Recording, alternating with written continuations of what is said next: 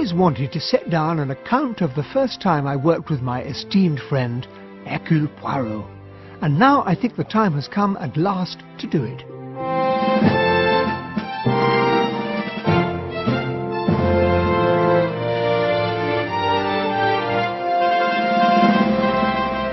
We present John Moffatt as Hercule Poirot and Simon Williams as Captain Hastings in Agatha Christie's The Mysterious Affair at Styles.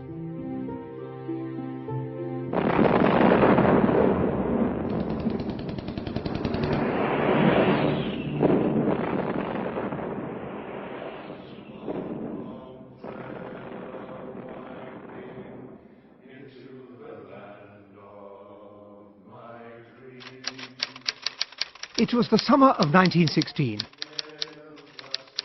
I had been invalided home from the front, and after spending weeks in a rather depressing convalescent hospital, I was given a month's sick leave. But having no near relations in England, I was rather at a loss what to do with myself.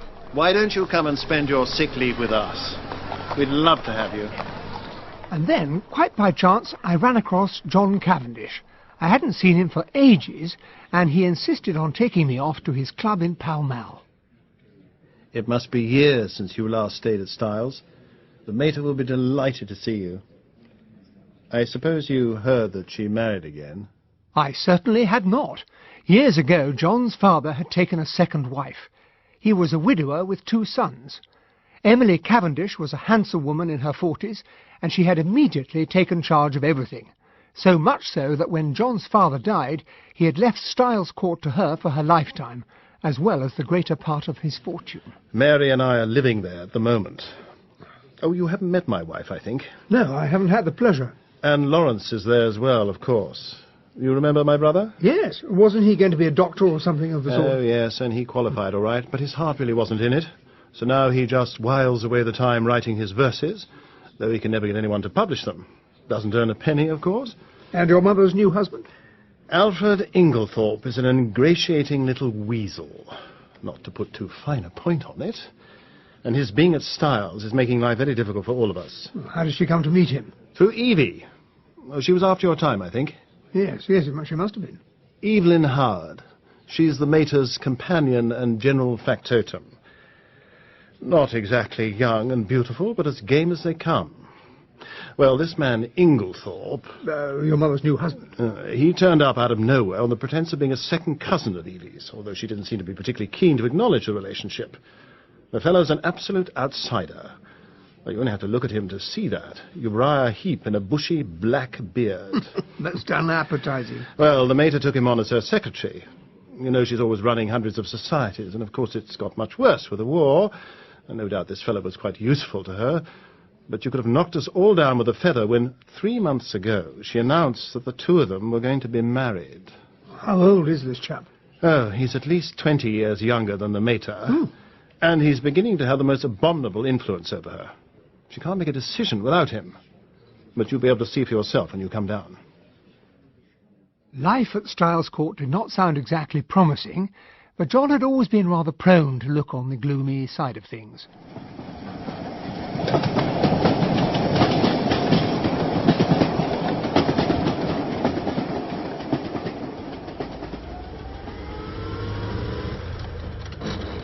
He met me at the absurd little station at Styles St Mary and drove us through the quiet Essex lanes.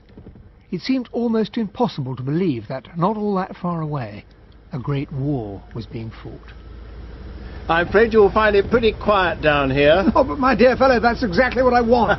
It's pleasant enough if you're content to lead the idle life. Have you got the time on you? Just after 5. Oh, too late to pick up Cynthia then. She'd have left the hospital by now. Cynthia? That's not your wife? No, Cynthia's a protégée of the mater's, the daughter of a school friend of hers. She married a rascally solicitor who came a cropper. He killed himself, his wife died, and the poor girl was left an orphan and penniless. The mater came to the rescue, and she's been living with us ever since, nearly 2 years now. She works at the dispensary in the hospital in Tadminster. We turned off through the lodge gates of Styles Court and drove up the long drive.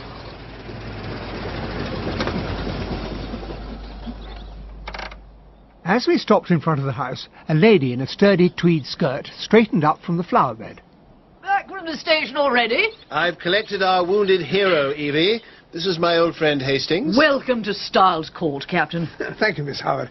The garden's keeping you busy, I see. Weeds grow like a house on fire. You'd better watch your step or I'll get you working on them too. I'm sure I'll be only too delighted to make myself useful. Don't say it. Soon wish you hadn't. Where's tea, inside or out? Out. Too fine a day to be cooped up in the house. Come on then, Evie, and be refreshed. The labourer is worthy of his hire, you know. Tea was spread out under the shade of a great sycamore. Lawrence was stretched on the grass, reading. You remember my brother, of course. Very well. Good to see you, Lawrence. And you. All things considered, you're looking remarkably well. And this is my wife, Mary. How do you do, Captain Hastings? Sit yourself down. That chair's probably the most comfortable. I shall never forget my first sight of Mary Cavendish. The vivid sense of slumbering fire that seemed to find expression only in those wonderful tawny eyes of hers. You must be glad to be out of your convalescent home at last. Dreadfully depressing places, I've always thought. Oh, I don't know. One learns to make the best of things, and a sense of humour helps a good deal. Then you will write to the princess, won't you, Alfred? She should be at Windsor, I think. Here comes the mater. There's no mistaking that voice, is there? As long as I've known her, she's been trying to persuade someone to open something or other. I'll drop a line to Lady Tadminster for the second day. Or should we wait until we hear from the princess? My dear, do you think it might be better to delay writing to her ladyship? If the princess declines, she will be a perfectly suitable person to open the fete. And that's Inglethorpe. You see what I mean about that preposterous beard? How right you always are, Alfred. Ah, but here is Captain Hastings. How delightful to see you at Styles again after all these years.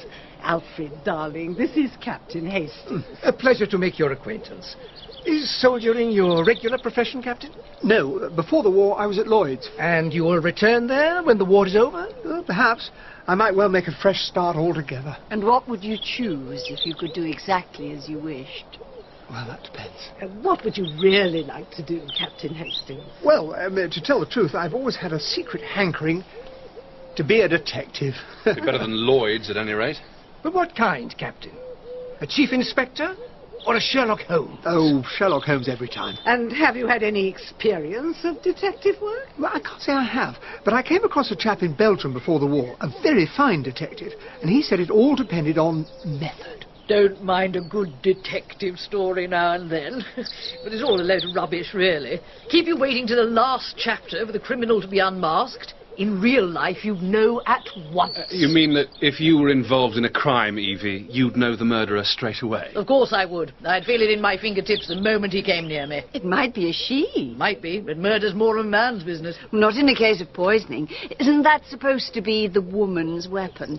Dr. Bauerstein, who knows all about these things, says there are probably dozens of murders that go unsuspected because the medical profession knows next to nothing about uncommon poison. Oh, what a very gruesome conversation. I feel as if a goose were walking over my grave. Ah, but here's Cynthia. You're very late today, my dear. I'm sorry.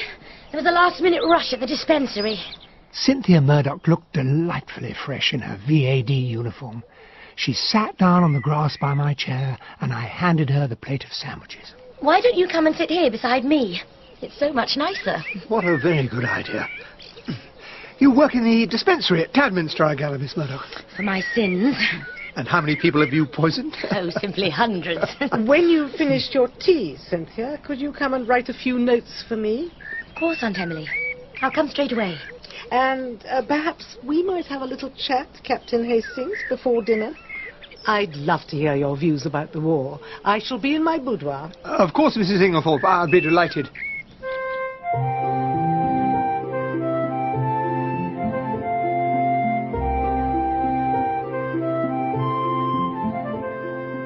My bedroom was in the left wing and looked over the park. From my window I saw John walking slowly across the grass, arm in arm with Cynthia Murdoch. She looked so full of life and vigour, in contrast to John, who seemed gloomy and worn out. Cynthia? Cynthia, where are you? The girl rushed off back into the house. From the shadow of the trees I noticed Lawrence looking after her, very melancholy and every inch the wistful poet. It was time for me to go down and talk to Mrs. Inglethorpe. Such a comfort to have a real soldier in the house at last. I could hang my head in shame at the way those stepsons of mine carry on, as if the war had nothing to do with them. Oh, but surely... Oh, I know. Lawrence is slightly lame, and John is technically too old for service, but as you well know, Captain Hastings, there are older men than John at the front, and boys more disabled than Lawrence. John goes out drilling with the Territorials once a week, but what good does that do? And Lawrence? He writes those miserable little poems of his, oozing with self-pity. Oh, why can't he write something stirring and patriotic? Sons of mine, I hear you thrilling to the trumpet call of war. Oh. Well, at least Mary works with the land volunteers, gets up every morning before 5 and works till lunchtime. And there's darling Alfred, simply straining at the leash to be out there at the front, but I can't spare him. I really can't. You need him for your bazaars and charities. I simply do not know what I would do without that man. And he's put this house on a real war footing. Nothing is wasted at Styles, not a scrap of food, not a single piece of paper. And we've given up late dinner, of course, as has Lady Tadminster, our member's wife. You'll have to be content with a rather Spartan supper this evening, Captain Hastings. But for all her talk of economy, supper seemed a positive feast after so many cheerless meals at the convalescent home. That night I was kept awake by the unrelentingly beautiful song of the nightingales, and all my thoughts were of the enigmatic Mary Cavendish. But there was no sign of her in the house the following morning, and it was not until after lunch that she made an appearance. Oh, you can't possibly waste a glorious afternoon like this sitting in the library. So we set off on a charming walk through the woods and across the fields. I try to get out as much as I can. It can get quite claustrophobic at times. 2 married women shouldn't have to share the same house. Mrs. Inglethorpe can't be an easy woman to live with. Oh, don't misunderstand me, Captain Hastings. I have a great affection for Emily. But she does insist on having her own way. And she treats John and Lawrence as if they were still schoolboys. It wasn't too bad until Alfred Inglethorpe came on the scene, but now she won't listen to anyone except darling Alfred. Oh, sometimes I wish... What do you wish? No, don't let's talk about it anymore. It's much too lovely a day. We'll cut across down to the stream. We might see a kingfisher, but we mustn't be too long. I promised John we'd be back by 5. Thank God you're here at last. It's the very deuce of a mess. Evie's had a row with Inglethorpe and she's been given her marching orders. But why? What actually happened? And apparently she went to the mater and... but here she is. She can tell you herself. Well, I've spoken my mind at any rate. Evie, this simply can't be true. It's true enough. I said a few things to Emily she won't forget in a hurry. There's no fool like an old fool, I told her. That man's 20 years younger than you, and don't kid yourself he's after anything but your money.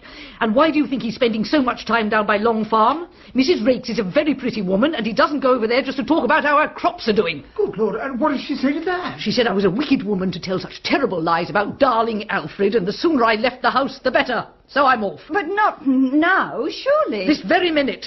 Do you think you could run me down to the station, Mr. Cavendish? I'll go and check the times of the train. At least wait until I've had a word with Emily, Evie. I can't believe this is happening. Captain Hastings, you're an honest man, I can tell that.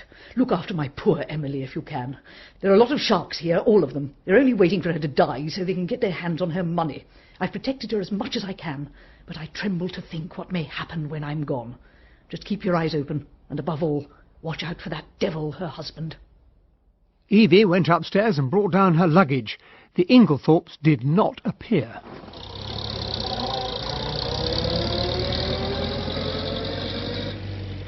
As John drove her off down the drive, I noticed Mary going out to meet a tall, bearded man who was evidently heading for the house. Was that chap kissing Mary Cavendish's hand? Oh, that's Dr. Bauerstein. He's staying in the village. He's a London specialist who's apparently come down here to recover from some kind of nervous breakdown. Is that the chap Mrs. Cavendish said knew so much about poisons? One of the greatest living experts, so they say. He's a great friend of hers. I didn't care for the look of him very much. Too many black beards round Styles, and I cared even less for his being a great friend of Mary's. When John came back from the station, we took a walk through the plantation. As we came to one of the gates, a young gypsy-looking woman coming in the opposite direction bowed her head and smiled. Afternoon. What an astonishingly pretty girl. That is Mrs. Rakes. The woman Evie was trying to warn your mother about. Exactly. Will Styles come to you when your stepmother dies? It should be mine now, by rights. If my father had only made a decent will, then I shouldn't be so damned hard up. Nothing's really that bad. My dear Hastings, I don't mind telling you I'm at my wits' end for money. The mater's always kept us on a pretty tight rein, and she still doles out her allowance as if it were pocket money. So humiliating. I'm a middle-aged married man, for goodness sake. And of course, since the war broke out, she can't think about anything but her bazaars and charities. Darling Alfred is at the centre of it all, of course, and he believes he can twist her round his little finger. But I'll be damned if he's going to get his hands on Styles.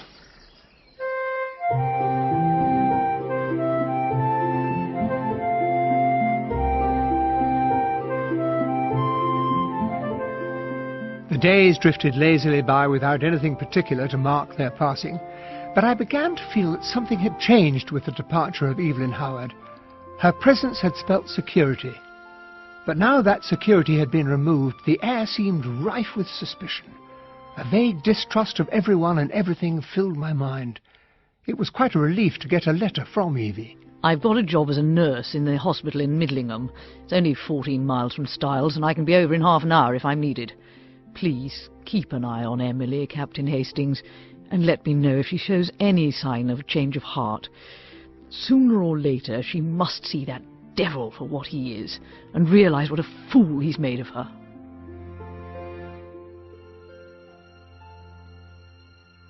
A spell of extraordinarily hot weather set in. Mary Cavendish went off for longer and longer expeditions with Dr. Bauerstein.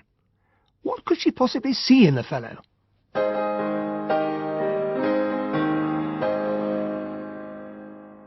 On the 16th, which was a Monday, there was a charity concert in the village hall. We've all got to rally round. The mater wants to make a real splash with this one. We spent all day arranging and decorating the place. Supper was served early, but we all had rather a scramble to be ready on time. And before the meal was over, the car was waiting at the door. But, ma'am, you haven't had your medicine. Oh, don't bother me with that now, Dorcas. Dr. Wilkins said that on no account was you to miss taking it, ma'am. He was most insistent. It will do me no harm to go without it for once. I've more important things to attend to. The really important thing was a patriotic poem which Mrs. Inglethorpe delivered with considerable gusto. Who's for the trench? Are you, my laddie? Who'll follow French? Will you, my laddie? Who's fretting to begin? Who's going to win? And who wants to save his skin? Do you, my laddie? Of course, it was all a tremendous success. Cynthia took part in some of the tableaux and looked quite stunningly pretty.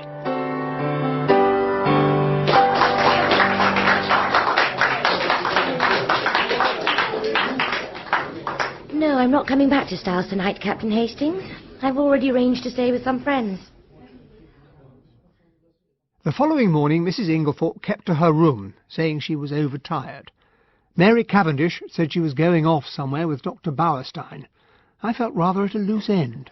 Why don't we pay a surprise visit to Cynthia in her dispensary? We could take the trap, since the mater won't be using it. Wow, what a lot of bottles. Do you really know what's in them all? Oh, for goodness sake, say something original. Every single person who comes here says that, and the next thing they say is... How many people have you poisoned? I said it the first time we met. If you really knew how fatally easy it is to poison somebody by mistake, you wouldn't joke about it. We have to be very careful who we let loose in here. So, where do you keep all these poisons of yours? In the little cupboard by the window. Ah. And in the one next to it, there are all kinds of secret treats. Ah, chocolate biscuits and the remains of a seed cake. We can have tea out on the balcony. It's a lovely day and there's a beautiful view along the river. I'll join you in a moment.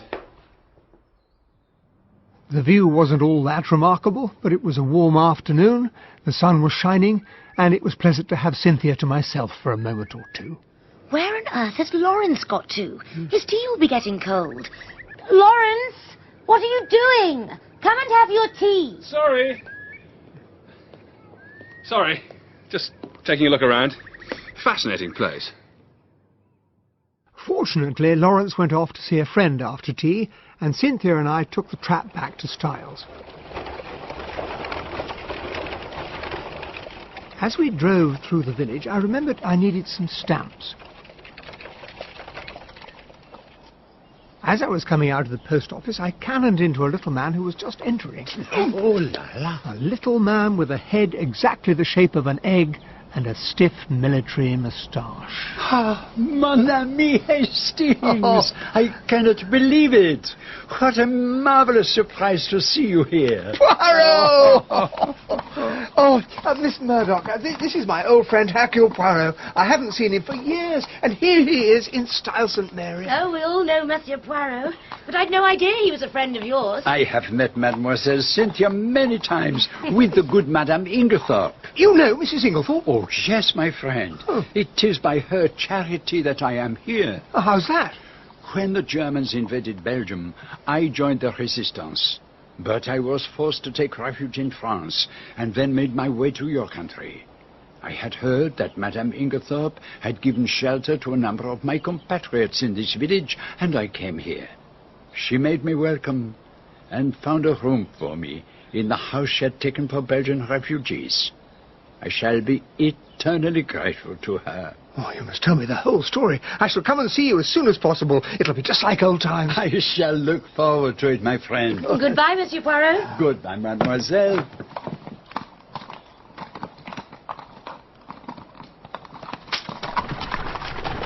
He's such a dear little man.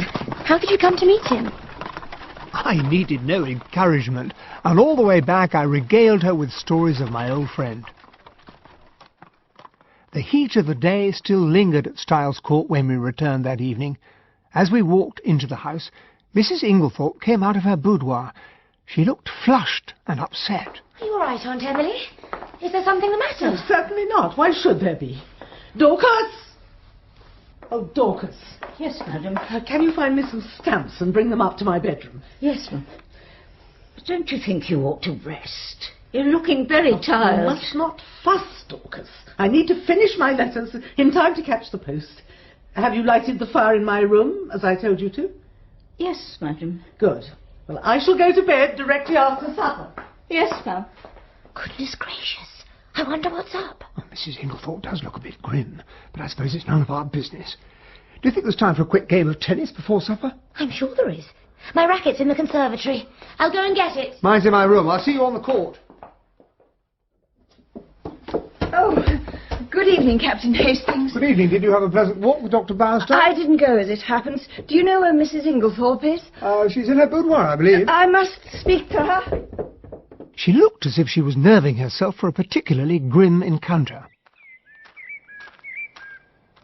As I was making my way towards the tennis court a few minutes later, I couldn't help overhearing a scrap of conversation from the open window of Mrs. Inglethorpe's boudoir. Then you won't show it to me. My dear Mary, it has nothing to do with that. In that case, you can show it to There me. is nothing in it that concerns you. Of course, I might have known you would shield him. Fascinating though it all was, I could hardly stand and listen to a private conversation, and Cynthia was waiting for me on the tennis court. I say, there's been the most frightful row. I got it all out of Dorcas. What kind of row? Between Aunt Emily and Inglethorpe. What about? Well, she's obviously found him out at last, and she was making it very clear that she wasn't going to let him get away with it. Get away with what? Dorcas doesn't know exactly.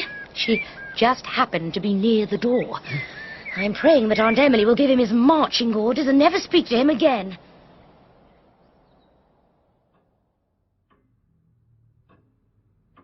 Supper was a distinctly chilly affair. John sat there in stony silence. Mary appeared nervous and agitated. Lawrence gazed abstractedly into space, and Inglethorpe, who as a rule fussed over his wife with little attentions, sat there staring gloomily down into his big black beard. Mary, will you send my coffee into the boudoir? I've just got 5 minutes to catch the post. Cynthia and I went and sat by the open window in the drawing room. Do you young people want the lamps on, or do you prefer to sit here in the twilight? Oh, I'd much rather watch it growing dark. Will you take Emily her coffee, Cynthia? I'll pour it. Do not trouble yourself, Mary. I'll pour it. As you wish, Mr. Inglethorpe. Oh, it's almost too hot. We shall have a thunderstorm. Who on earth can that be at this time of night? Of course it had to be Dr. Bauerstein, who spun some cock and bull story about falling into a pond while trying to get at a rare species of fern. His trousers were thick with mud, and he looked completely ludicrous. But Mary seemed quite unperturbed, and John was remarkably affable. You must sit down and have a coffee and tell us all about it. Cynthia! Yes, Aunt Emily? Carry my dispatch case up for me, will you? I'm going to bed. Yes, Aunt Emily. Have you finished your coffee? No, I haven't touched it yet. I'll take it up with me. Good night. Good night. Good night. The evening had been completely spoiled by the wretched Bauerstein. It seemed as if he would never go. But eventually he rose and prepared to take his leave. I'll walk down to the village with you, Doctor. I must have a word with our agent about the estate accounts before I go to bed. There's no need for anyone to wait up, John. I take the latchkey with me. As he went out, there was a clap of thunder, and he looked more than ever like the Demon King in a pantomime. But as the summer storm drew nearer, I felt a strange premonition of evil, of some fate that was to break in on us and change Styles Court forever.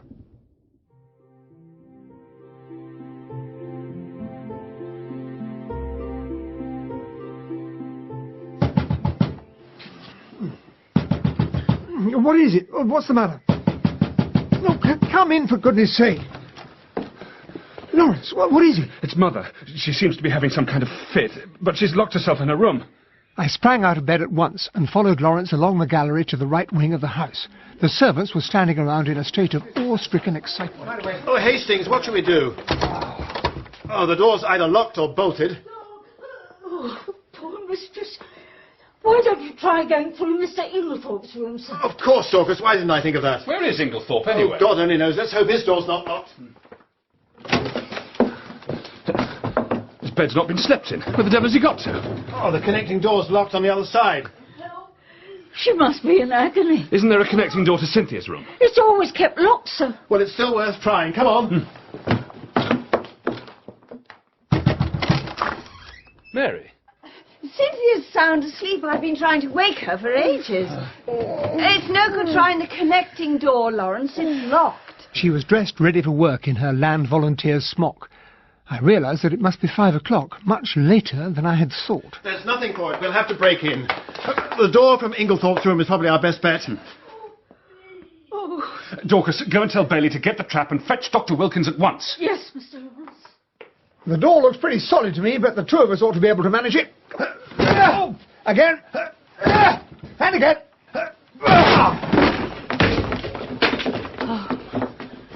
She's having convulsions of some sort. Annie, go down to the dining room and get the brandy. Yes, sir. I'll unbolt the door to the corridor. Best not have too many people standing around her, Lawrence. I'll go back to my... What's the matter, man? Nothing. It's just... His face was as white as chalk. The candle he held in his shaking hand was spluttering on the carpet.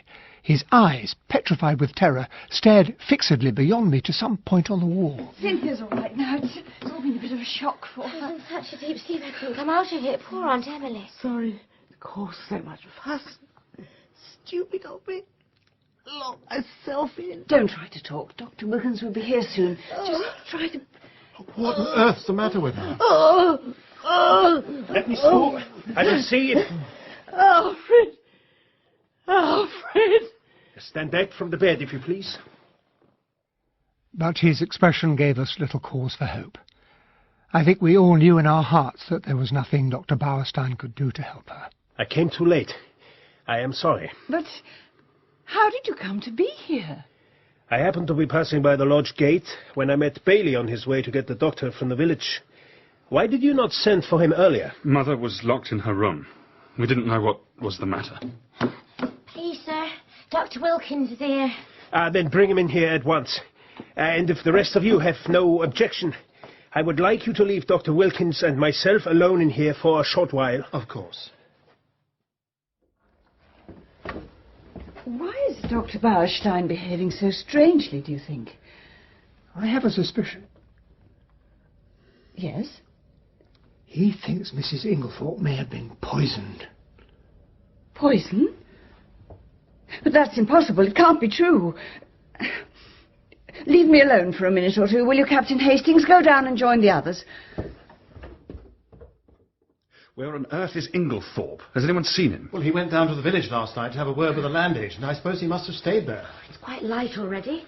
What time is it? Nearly 6 o'clock. Mr. Cavendish, may I have a word? Yes, Dr. Bauerstein. Dr. Wilkins and I have examined the body, and we would like you to give your consent to a post-mortem. Is that really necessary? I am afraid that neither Dr. Wilkins nor I could give a death certificate under the present circumstances. Well, then you leave me no alternative but to agree. I think it would be best if the post-mortem were to take place later today. I have locked both Mrs. Inglethorpe's room and that of her husband. Here are the keys. All my detective instincts were aroused. I hurried down to the library to consult Lawrence's old medical textbooks. Ah, so that's where you've got to. I'm sorry to have let you in for this terrible business, Hastings. It's hardly the kind of rescue I had in mind. Oh, don't you worry yourself about that. There's something I want to ask you. Yeah. You remember my speaking of my old friend Hercule Poirot? He's staying at the Belgian house in the village. He used to be a famous detective. Well? I want you to let me call him in. What now, before the post-mortem? The sooner the better. If there's been any foul play... You surely can't believe that. It's just a wild notion of Bauerstein's. Poisons are his speciality. He sees them everywhere. I only wish I could believe that, Lawrence, but I can't. You're sure there won't be any unnecessary scandal? Poirot is discretion itself. Then I leave it all in your hands. So if there has been foul play, there's not much doubt who's responsible. I'll go straight away. I'll cut across the park. Captain Hastings, I've only just heard about my poor Emily. Is it really true? I'm afraid it is, Mr. Inglethorpe. But where have you been all this time? Everyone's looking for you. I was going over the accounts late last night with the agent, Denby. And when I came to leave, I found I'd forgotten to take the latchkey. I did not wish to wake the household, so I spent the night there. So, how did you hear the news? Wilkins knocked up Denby to tell him. But I must not stay here talking. Poor Emily, she must have overtaxed her strength. Fortunately, he did not ask me where I was going, and in a few minutes I was sitting in Poirot's room at Leastways Cottage, telling him the whole story. Now, one little moment, my friend. What makes you think this is a case of strychnine poisoning? Did Dr. Bauerstein say so? No, I looked up the symptoms in a medical textbook of Lawrence's. Good. Pray continue. All the time I was speaking, he was making a careful and elaborate toilet. I fear I was not always as clear as I could have wished. The mind is confused, is it not? You are agitated, you are excited. To that I attribute the circumstance that you have omitted one most important fact. Oh, what's that? You have not told me whether Mrs. Inglethorpe ate well last night. I don't see why it's that important. As far as I can remember, she didn't eat very much at all. She was obviously upset and had lost her appetite. It was very natural. Yes, as you say, it was natural. And now I am ready. Un moment, mon ami. You dressed in haste, and your tie is crooked. Allow me. But you still haven't told me why it's so important to know whether Mrs. Inglethorpe ate well or not. It is not my habit to explain such things until the end is reached. But in this case, I will make an exception. In looking through your friend's textbook, you probably did not observe that the effects of strychnine poisoning usually show themselves in about 1 hour. But with Mrs. Inglethorpe, they appear to have taken nearly 9 hours. A heavy meal might have retarded the effect. However, since you say that she ate very little, we are faced with a most curious circumstance. Has Hastings explained to you, Monsieur Poirot, that we are most anxious to avoid any publicity? I comprehend perfectly. Good, then I'm at your service. May I have the keys to the room in which your mother died? Of course. Consider yourself free to go wherever you wish. Once inside the room, Poirot relocked the door and put his attaché case down on a little round table, which promptly collapsed. Oh, la la. He darted about with the agility of a grasshopper, tried the bolts on both doors, found something which he scraped into a tiny envelope. On the chest of drawers was a tray with a spirit lamp and a small saucepan on it, containing some dark fluid, with an empty cup and saucer nearby. Cocoa with, yes, I think a little rum in it. And observe, on the floor, a smashed coffee cup. Obviously someone trod on it. Rather more than that, I think. He went over to the mantelpiece where he stood straightening the spill holders and ornaments, a trick of his when he was agitated. That cup has been deliberately ground underfoot, almost to powder, either because it contains strychnine or, which is far more serious, because it did not contain strychnine. He continued his examination for the best part of half an hour, and then he took out a little notebook. We have found in this room 6 points of interest. Shall I enumerate them? Please, go ahead. 1. The coffee cup. 2. A purple dispatch box containing papers which must be examined as quickly as possible, but which at present I have no authority to look at. 3. A stain on the carpet. That may date from some time ago. No. It is still perceptibly damp and smells of coffee. 4. A thread of some dark green fabric caught on the bolt of the door to Mademoiselle Cynthia's room. You think that may be relevant? At this stage, mon ami, everything is relevant. 5. This large splash of candle grease on the floor by the writing table. That was probably Lawrence. He was carrying the only candle, and he was very agitated. He kept on staring at something over on that wall. That is very suggestive. But it was not his candle that did it. This is white grease. His candle, which is still on the dressing table, is pink. So how do you account for it? Oh, you must use your own natural faculties, mon ami. And I suppose your 6th point is the cocoa. No, the 6th point I shall keep to myself for the moment. So, does this conclude your examination? I think so. Unless there is something in the ashes of the fireplace. Oh, mon Dieu, there is. The forceps, Hastings. There. What do you make of that? A tiny scrap of charred paper with the remains of someone's handwriting. Not much to go on. Look more closely, my friend. It might be a double L followed by an and. And what does that suggest to you? But nothing much. No. Think of words ending in double L, my friend. Call. Pull. Pill? Will. Exactly. Will. Will and testament. It's the fragment of a burnt will. I had rather expected to find something of the sort. And now, Hastings, we will go. I would like to have a little word with the housekeeper. Dorcas, is it not? I took him down to the boudoir and went off to fetch Dorcas. When I returned, he had opened the French windows and was gazing down at the beds of begonias. Admirable! What symmetry! The neatness of the work of the gardeners rejoices the eye. Dorcas is here. Oh, no, do not begrudge me a moment's satisfaction, mon ami. But surely it's more important that you speak to Dorcas. But how do you know that these flower beds are not of equal importance? But let us talk with the good lady. I just can't get over it, sir.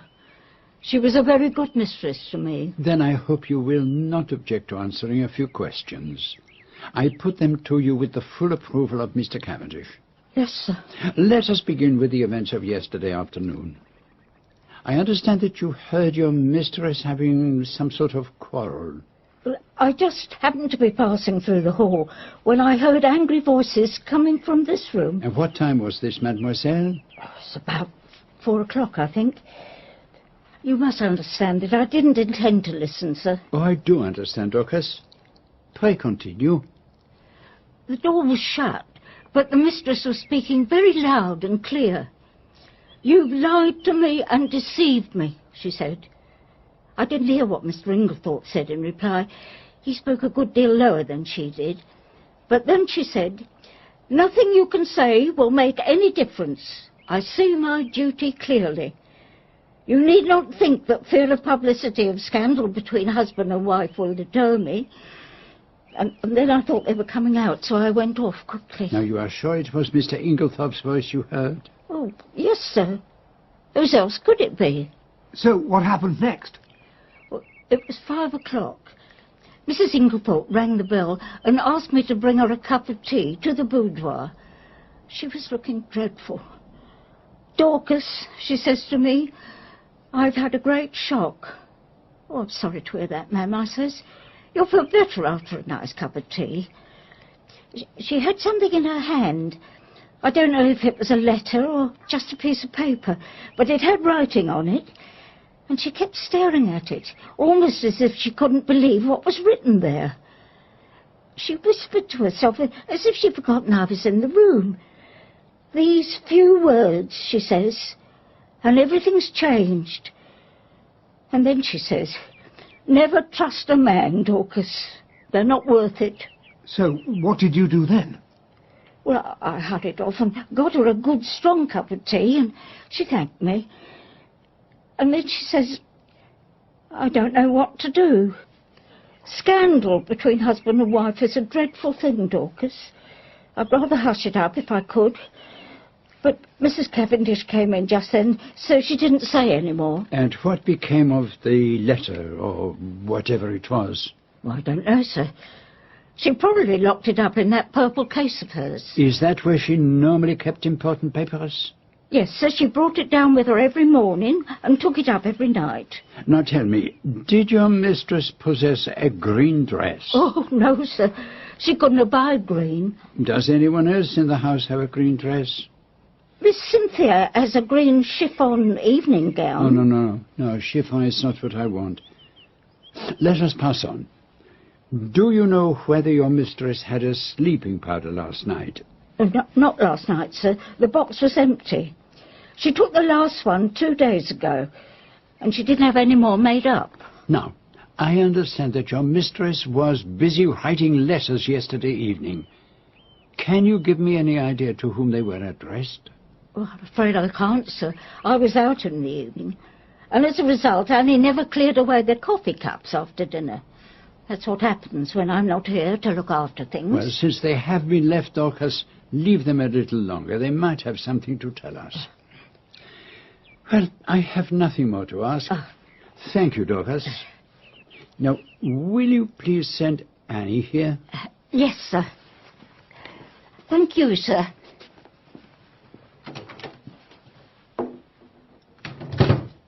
How did you know Mrs. Inglethorpe took sleeping powders? I found an empty box in the washstand drawer in her bedroom. That was my 6th point of interest. And what was very curious was that there was no chemist's name on the label. That's certainly very odd. There may be a perfectly simple explanation. But here is Annie. Come in, mademoiselle, and please sit down. Thank you, sir. Now, I want to ask you about the letters Mrs. Inglethorpe wrote last night. Can you remember any of the names and addresses? There was one to a lawyer, Mr. Wells. I remember that. And there was one to Ross's, the caterers in Tabminster. And... oh, that's all I can remember. You sure? Well, there was another. It slipped my memory. Well, it will come back to you. Now, I want to ask you about the little saucepan in Mrs. Inglethorpe's room. The one for the cocoa, sir? Yes. Tell me, how did she take her cocoa? Oh, with milk and 1 teaspoonful of sugar and 2 teaspoonfuls of rum. And who took it to her room? I did, sir. And did you bring the saucepan straight up from the kitchen? No, sir. There's not much room on the gas stove while dinner's cooking, so cook used to make the cocoa early. I put it on the table by the swing door and took it up to the mistress later. So how long was the cocoa left standing on the table? From about 7:15 until 8, when I took it up to her. And there was no salt in it, so it wasn't me. What makes you think there was salt in it, Annie? There was some on the tray, sir. You noticed some salt on the tray? Yes, sir. Common kitchen salt, it looked like. I couldn't see any in the cocoa, so I dusted the salt off with my apron and took the tray up. I hope I did right, sir. But This explains everything. It was the cocoa and not the coffee that was poisoned. Do you think that the cocoa contained strychnine? Of course. The salt on the tray. What else could it have been? It might have been salt. Oh, for goodness sake, Poirot. Oh, you are not pleased with me, mon ami. My dear Poirot, it's not for me to dictate to you. You have a right to your opinion, as I have a right to mine. Good. So, let us examine the coffee cups. What on earth's the good of that now we know about the cocoa? Come, come, my friend. Ne vous fâchez pas. Allow me to interest myself in the coffee cups, and I will respect your cocoa. Is it a bargain? He was so quaintly humorous that I was forced to laugh. And so we went into the drawing-room, where the coffee cups had been left from the previous evening. So Mrs. Cavendish stood by the tray and poured out.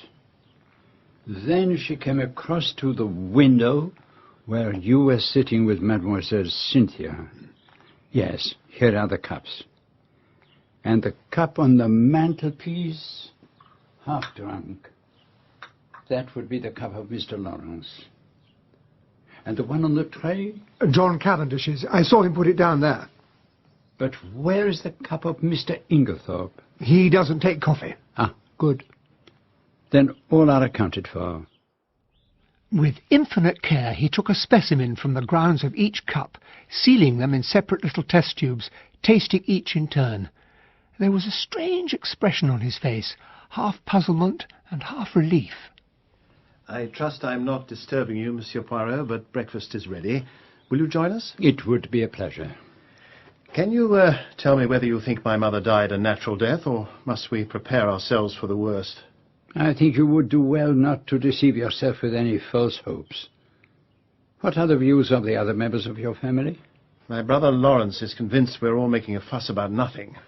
And Mrs. Cavendish? I haven't the least idea of my wife's views on the subject. But what the devil are we going to do about Inglethorpe? One's gorge rather rises at sitting down to eat with a man who's probably a murderer. At breakfast there were no red eyes, no signs of secretly indulged grief. Inglethorpe acted the bereaved widower. Mary Cavendish was as enigmatic as a sphinx. Cynthia Murdoch appeared tired and ill, and greatly disconcerted Poirot when she told him she did not take sugar in her coffee. Excuse me, Mr. Cavendish, but Mr. Wells is here to see you. You'll show him into my study, will you, Dorcas? Yes, sir. Mr. Wells is my mother's lawyer. Perhaps you'd like to come with me, Monsieur Poirot, and you too, of course, Hastings.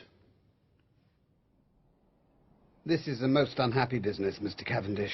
I'm sure you understand, Wells, that this must all be kept strictly private. We're still hoping there will turn out to be no need for an investigation of any kind. I should be failing in my duty if I were to encourage you in that hope. There is no chance of sparing you the pain and publicity of an inquest. It's quite unavoidable in the absence of a doctor's certificate. I suppose it is. When will it be? Well, if you've no objection, I thought of Friday. That'll give us plenty of time after today's post-mortem. Will that arrangement suit you? Oh, yes. The sooner we get it over with, the better. I need not tell you how distressed I am by the whole tragic affair. Could you perhaps give us some help in solving the mystery, Mr. Wells? I would be only too delighted to do so if it's in my power. Apparently, Mrs. Inglethorpe wrote a letter to you last night. You should have received it this morning.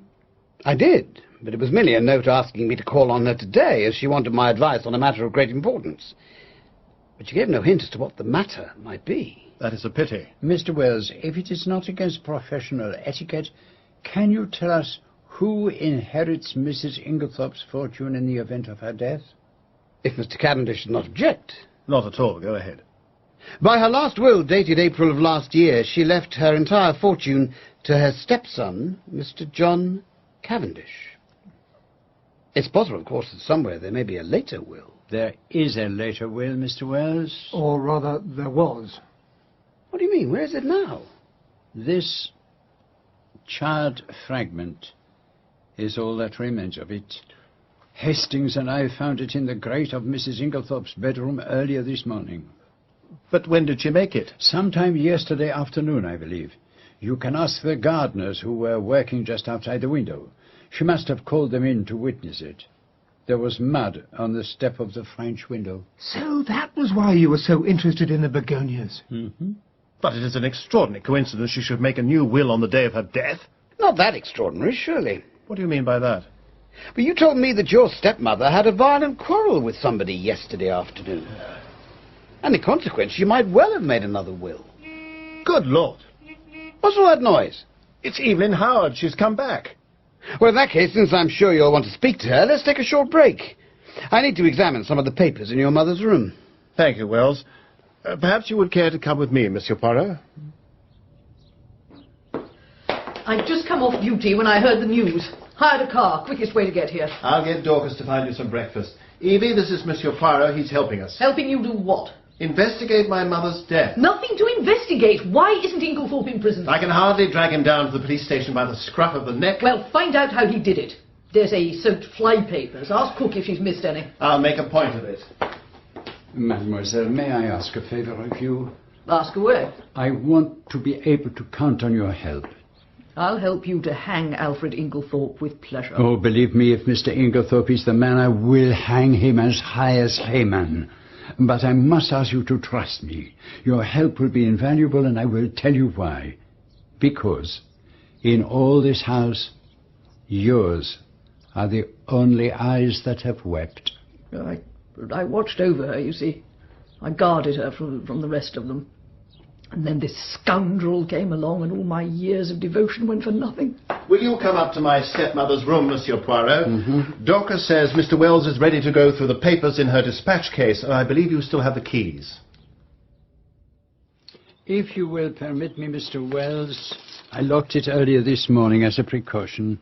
That's very odd. What is odd, Mr. Wells? The case is unlocked. Impossible. Well, see for yourself. Oh, the lock has evidently been forced. But the door was locked. I'm afraid that most of the keys to the rooms in this corridor would have fitted it. Fool that I am, I should never have left the case out of my hands. He walked over to the mantelpiece.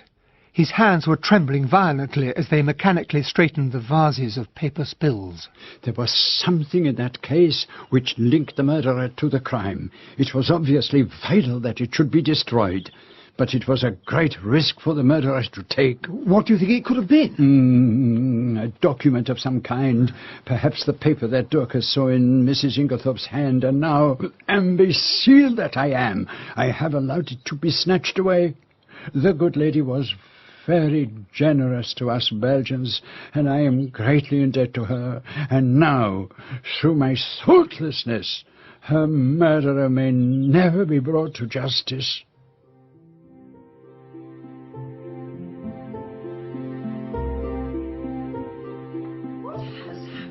Extraordinary little friend, Captain Hastings. He's just rushed past me like a mad bull. He's rather upset about something. Tell me, have Mr. Inglethorpe and Miss Howard run into one another since she came back? John's been trying to keep them apart, I think. I can't imagine Inglethorpe's very keen to see her again. Do you think it would be such a disaster if they did meet? Well, don't you? No. I should like to see a really good flare-up. It would clear the air. At present, we're all thinking too much and saying too little. Oh, but here comes your friend. I shall leave him to you. Au revoir, Monsieur Poirot. Au revoir, madame. Well, at least I have alerted everyone, Hastings. The servants will know now what to look for. But is this wise, Poirot? Surely you don't want the whole house to know that someone has broken into Mrs. Inglethorpe's dispatch case? Aren't you playing into the murderer's hands? Do you think so, Hastings? I'm sure of it. Oh, very well, my friend. I will be guided by you. Unfortunately, it's rather too late now. You may be right. Are you leaving so soon, Monsieur Poirot? Yes, mademoiselle. I am going back to my cottage to put my little grey cells to work on the problem. What a funny way to put it. But there is something I would like to ask you, Mademoiselle Cynthia. Yes? What is it? In the drawer of the washstand in Mrs. Inglethorpe's room, I discovered an empty box which had contained sleeping powders. Yes? Did you make them up for her, mademoiselle? Yes, I did. Can you tell me what they were? Sulfonal? Veronal? No, they were bromide powders. Thank you. I was curious, voyez-vous, because of the label on the box being blank. I'm sure they were perfectly harmless. I never doubted it. Come, Hastings. Au revoir, mademoiselle.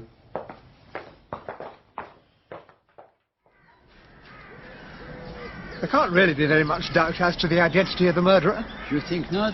It can only be Inglethorpe. It stands to reason. And yet, my friend, there are certain points in his favour. I can only think of one. And what is that? That he was not in the house last night. On the contrary, you have chosen the one point that counts against him. How's that? If Mr. Inglethorpe knew that his wife would be poisoned, he would certainly have arranged to be away from the house. So, if the coroner's jury returns a verdict of wilful murder against Alfred Inglethorpe... I should not allow it. You would not allow it? No, Hastings, I would not.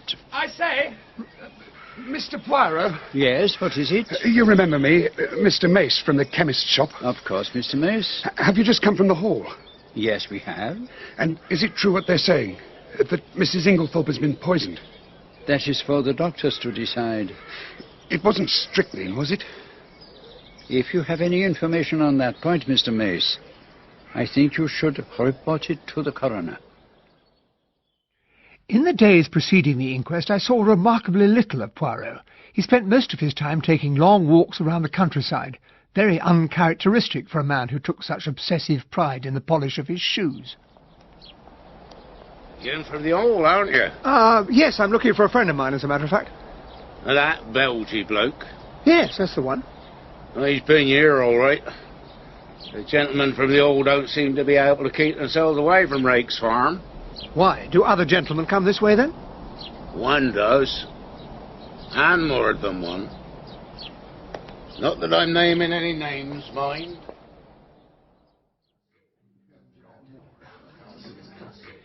Is it possible that Mrs. Inglethorpe could have swallowed the poison by accident? The inquest was heard in the Stylites Arms. Poirot and I sat together listening to the evidence of the toxicology expert witness, Mary's friend, Dr. Bauerstein. I would consider it most unlikely. Strychnine is not used for domestic purposes, and there are restrictions placed on its sale. Then could it have been administered in Mrs. Inglethorpe's after-dinner coffee? It is possible, but strychnine is a fairly rapid drug in its action.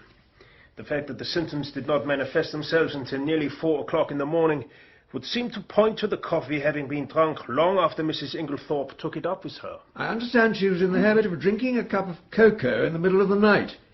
Could the strychnine have been administered in that? Now coming to it. Cocoa could never conceal the bitter taste of strychnine. But to make certain, I took a sample of the cocoa remaining in the saucepan, and the analysis showed no trace of the poison. What did I tell you, mon ami? Thank you, Dr. Bauerstein. And then Lawrence Cavendish was called. He came up with a quite extraordinary suggestion. Of course, I may be wrong, but it still seems to me that my stepmother's death might be accounted for by natural means. And how do you make that out, Mr. Cavendish? At the time of her death, and for some time before it, she was taking a tonic which contained strychnine. I believe there have been cases where the cumulative effect of the drug administered for some time has ended by causing death. Why, I wondered, was Lawrence so anxious to prove his stepmother's death was an accident? But Bauerstein made short work of his theory. What Mr. Cavendish suggests is utterly impossible. Any doctor would tell you that. The whole thing is absurd. And then Mary Cavendish was called. She looked pale, but very self-assured. I was woken by my alarm clock at 5:15, as usual, and as I was getting dressed, I heard something being knocked over. Would that have been the table in Mrs. Inglethorpe's bedroom? I believe so. I opened the door, and Dorcas came running down the corridor to wake my husband. I really do not think we need trouble you further on this aspect, Mrs. Cavendish, since we know all we need to know what happened next. But I should be obliged if you could tell us what you overheard of a particular quarrel on the day before. Quarrel? Yes, Mrs. Cavendish. I understand from the deposition of the maid, Annie, that you were sitting on the bench just outside the long window of the boudoir. That is so. And the boudoir window was open, was it not? Yes. Then you cannot fail to hear the voices inside, since they were raised in anger. Will you repeat to us what you overheard of the quarrel? I really do not remember hearing anything very much. I'm not in the habit of listening to private conversations. Even so, you must have caught some word or phrase that made you realize it was a private conversation. I remember Mrs. Inglethorpe saying something about causing a scandal between husband and wife. Which corresponds to what I understand Dorcas heard. But although you realized it was a private conversation, you did not go away. I caught the momentary gleam of her tawny eyes. I felt certain that she would willingly have torn him into little pieces, but she replied quietly enough. I was very comfortable where I was. I fixed my mind on my book. The coroner did not seem very satisfied with her reply, but he let it go at that. But then came the real sensation of the day, the evidence of Mr. Mace, the chemist. Tell me, have you lately sold strychnine to any unauthorized person? Yes, sir. And when was this? On Monday the 16th. The day before Mrs. Inglethorpe's death. And will you tell us to whom you sold it? To Mr. Inglethorpe. Quiet, please. Quiet, please. Are you quite sure of that? Quite sure. Are you in the habit of selling strychnine indiscriminately over the counter? No, sir. But seeing as it was Mr. Inglethorpe at the Hall, I thought there was no harm in it. He said it was to poison a dog. Is it not customary for anyone purchasing poison to sign the book? Yes, sir. Mr. Inglethorpe did so. I have the book here. Mr. Inglethorpe, on Monday evening last, did you purchase strychnine for the purpose of poisoning a dog? No, I did not. There is no dog at Styles except for a sheepdog, which is in perfect health. Do you deny that this is your signature in the chemist's poison book? This is not my handwriting. It is not even remotely like my signature. Let me show you. There. Do you see? It is totally different. Then what is your explanation for Mr. Mace's statement? Mr. Mace must have been mistaken. Mr. Inglethorpe, would you mind telling us where you were on the evening of Monday, July the 16th? I cannot remember. I have an idea. I was out walking. In which direction? I cannot remember. Did you meet anyone on your walk? No. Am I to take it that you declined to say where you were when Mr. Mace positively recognized you entering the chemist's shop? If you like to take it that way, yes. Does this imbecile want to be arrested? I believe you had a discussion with your wife on Tuesday afternoon. You have been misinformed. The whole story of the quarrel is absolutely untrue. I was absent from the house all afternoon. Have you anyone who can testify to that? You have my word. There are two witnesses who will swear to having heard your disagreement with Mrs. Inglethorpe. Those witnesses were mistaken. Mr. Inglethorpe, when your wife was on the point of death, she cried out, "Alfred! Alfred!" Why should she do that? The room was dimly lit. My wife caught sight of Dr. Bauerstein. He wears a beard and is much of my height and build. She obviously mistook him for me and cried out to him. But it is an idea, that. I believe, Mr. Inglethorpe, that it was you who poured out the coffee that evening and took the cup to your wife? I poured it out, yes, but I did not take it to her. I was told that Dr. Bauerstein had arrived, and I put the coffee cup on the table in the hall while I went to talk to him. When I came back, the cup was gone. Thank you, Mr. Inglethorpe. Do you see that man sitting near the door? The sharp, ferret-faced chap? Yes. That is Detective Inspector Japp. He and his companion are both from Scotland Yard. Things are moving quickly, my friend. And then came the verdict, though it was almost a foregone conclusion. Willful murder against some person or persons unknown. Nonsense! We all know who the murderer is, and he's standing there. Well, if it isn't Monsieur Poirot. There's no mistaking you, is there? This is my colleague, Inspector Summerhays. And this is my good friend, Captain Hastings. Pleased to meet you, Captain. How do you do? How do you do, sir? You must have heard me speak of Monsieur Poirot, Summerhays. We'd worked together on the Abercrombie forgery case, and our friend here ran him to earth in Brussels. Long before the war, that was. And do you remember the so-called Baron Alterat? He thumbed his nose at half the police in Europe, but thanks to Monsieur Poirot, we nailed him in Antwerp. I am sure there is no need to ask why you are here, gentlemen. No, there's not. Pretty clear case, I should say. There I differ from you. Oh, come off it, monsieur. The whole thing's as clear as daylight. Hold your horses, Summerhays. If I'm not mistaken, you've got something up your sleeve, haven't you, Monsieur Poirot? Well, let us say I am very anxious that Alfred Inglethorpe should not be arrested. But it's as plain as the nose on your face. If you do arrest him, the case will be dismissed at once. Well, Monsieur Poirot, I'm prepared to take your word for it, but my superiors won't. Can't you give me a bit more to go on? It can be done. I would have preferred to work in the dark for a little longer, but I can see that the word of a Belgian policeman whose day is past is not enough. Are you going at once to Styles Court? Just as soon as we've had a word with the coroner. Then call for me at the cottage as soon as you have finished. We will go together. But I still don't understand. If Inglethorpe is innocent, how do you account for him buying the strychnine? Very simply. He did not buy it. But Mace recognized him. No. Mace saw a man with a black beard like Inglethorpe's and glasses like Inglethorpe's. He did not really know him. Why should he doubt that the man was not the genuine article? But if that's the case, why did he not say where he was at 6 o'clock on Monday? Can you not guess? No. Can you? Oh, yes. I have a little idea. But there is sharp.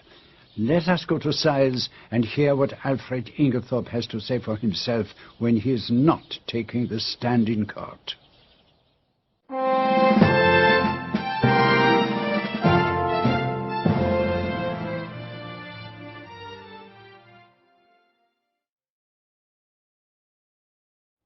I have nothing to say. But you are in grave danger, Mr. Inglethorpe. You are accused of murdering your wife, and these gentlemen have come from Scotland Yard. Afternoon, Mr. Inglethorpe. Will you not say where you were at 6 o'clock on Monday? I will not. The accusation is monstrous. Mr. Inglethorpe, I must warn you A moment, I beg you, Inspector. If Mr. Inglethorpe will not tell you, then I must speak for him. How can you speak? You do not know. The man who purchased strychnine at the chemist shop cannot have been Mr. Inglethorpe, because at 6 o'clock on that day he was escorting Mrs. Rakes back to her home at Abbey Farm. I can produce at least 5 witnesses who will swear they saw them together. You really are the goods and no mistake. I'm much obliged to you, Monsieur Poirot. But if that's the case, Mr. Inglethorpe, why on earth couldn't you say this at the inquest? Because a most malicious rumour had been spread about me. And with my poor Emily not yet buried. Can you wonder I was anxious that no more lying rumours were started? Between you and me, sir, I'd sooner have any amount of tales about me than be arrested for murder. And if it hadn't been for Monsieur Poirot here, you would have been, as sure as eggs is eggs. So, perhaps we could now take a look at the scene of the crime. Quick, Hastings. Go upstairs to the other wing. Stand there just this side of the base door. Right. Do not move until I come. And he followed the others upstairs. I went and took up my position and stood there for the next 20 minutes. You have not left your post? I have been here all the time. What exactly is this in aid of? Did you perhaps hear a loud thump? Nothing at all. Should I have done? I have been very clumsy. I knocked over a table in Mrs. Inglethorpe's room. I'm sure it's of no consequence. But I did remember something while I was standing there like an idiot. I should have told you before. Dr. Bauerstein was here on Tuesday night. Huh? He was here on the night of the murder? Yes, he took coffee with the rest of us. Oh, but that changes everything. We must take Mr. Cavendish's car and go down to Tadminster at once. So, now that Inglethorpe's out of the running, where do we go from here? Is there no one you yourself suspect, mon ami? Well, you'll probably think this far-fetched, but I can't help worrying about Evelyn Howard's fanatical hatred of Inglethorpe. You don't think she could have tried to poison him and that Mrs. Inglethorpe somehow got hold of it by mistake? But Miss Howard had been away from Styles for more than a week. It is hardly a very plausible theory. So I suppose that leaves us with John and Lawrence. But I can hardly believe... You did not think there was something rather strange about Lawrence's theory concerning his mother's tonic? It was quite a reasonable suggestion for a layman. But Lawrence Cavendish is not a layman. He is trained as a doctor. Why should he be the only one to suggest that his mother died of natural causes? It is a bit odd, I admit. And Mary Cavendish was certainly not telling all that she knew about the conversation she overheard. Is she trying to protect someone? Or is she perhaps trying to protect herself? Yeah, but here we are. There is something I must leave with the analytical chemist. What? A sample of the cocoa from the saucepan in Mrs. Inglethorpe's room. But Dr. Bowerstein has already had it tested. I know that, mon ami, but I have a fancy to have it analyzed again. And by the way, when you are next alone with Lawrence Cavendish, say to him, I have a message from Hercule Poirot. Find the extra coffee cup, and you can rest in peace. Needless to say, when I mentioned this to Lawrence, he hadn't the foggiest idea what I was talking about. The funeral of Mrs. Inglethorpe took place the following day, and to the great relief of all of us, her husband moved to the Stylites Arms. Excuse me, Captain Hastings. Yes, Dorcas. Will you be seeing the Belgian gentleman today? Yes, as a matter of fact, I'm expecting him here any minute. He was particularly inquiring about a green dress. He seemed to think it was important. You mean you found it? Well, no, sir, but I have just remembered the young gentleman used to have a dressing-up box, and all kinds of old cast-offs found their way into it. It occurred to me there might be a green dress in there. It's up in the front attic. A crimson kimono, a cardboard breastplate, very threadbare shooting jacket. Yeah, what about this scarf? Could it be what we're looking for? No. Quite the wrong shade. We are not looking for emerald green. Scabbard, a bead necklace, a blue cloak. Oh, look at this, my friend. Black beard. And observe, Hastings, it has been trimmed to make it look like the beard worn by Inglethorpe. A good place to hide it. Apart from Dorcas, the only people who appear to have known about the dressing-up box are John and Lawrence. And the beard is new. Everything else in the chest has been used over and over again, but this was obviously bought quite recently. I need someone to find out how it came here. You could always ask John. No, not John. Miss Howard might know, or she could certainly find out. An excellent idea. But I am in her black books because I prevented Inglethorpe being arrested. Can she be persuaded, I wonder? Well, Monsieur Poirot, what do you want? Out with it. I'm busy. Do you remember, mademoiselle, I once asked you to help me? Yes, I do. And I told you I'd help you with pleasure to hang Inglethorpe. Miss Howard, my friend Hastings told me of something you said that impressed me very much. Well, what was that?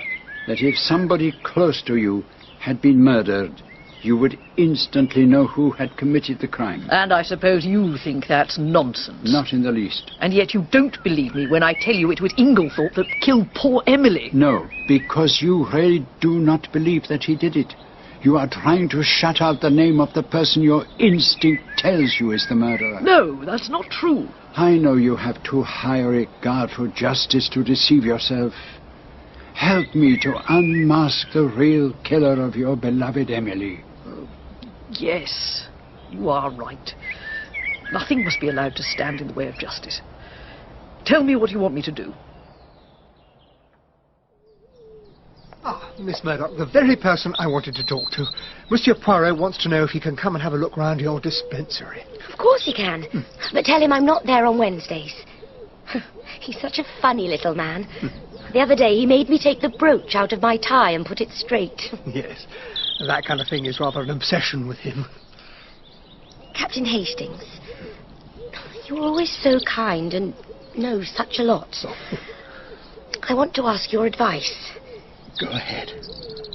You see, Aunt Emily always told me I should be provided for. I suppose she forgot, or didn't think she would die so soon. But the long and short of it is, I'm not provided for. Do you think I ought to go away from here at once and stop living at Styles? Oh, good heavens, no. I'm sure they don't want to get rid of you. Mrs. Cavendish does. She hates me. And so does he. Oh, I'm quite sure you're wrong about Mary. And as for John... Oh, I didn't mean John. I meant Lawrence. Not, of course, that I care whether he hates me or not. But he's been behaving so strangely lately and tries to avoid speaking to me.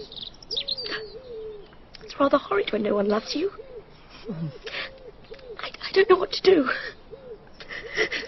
I know what you should do, Cynthia. Marry me. Don't be silly.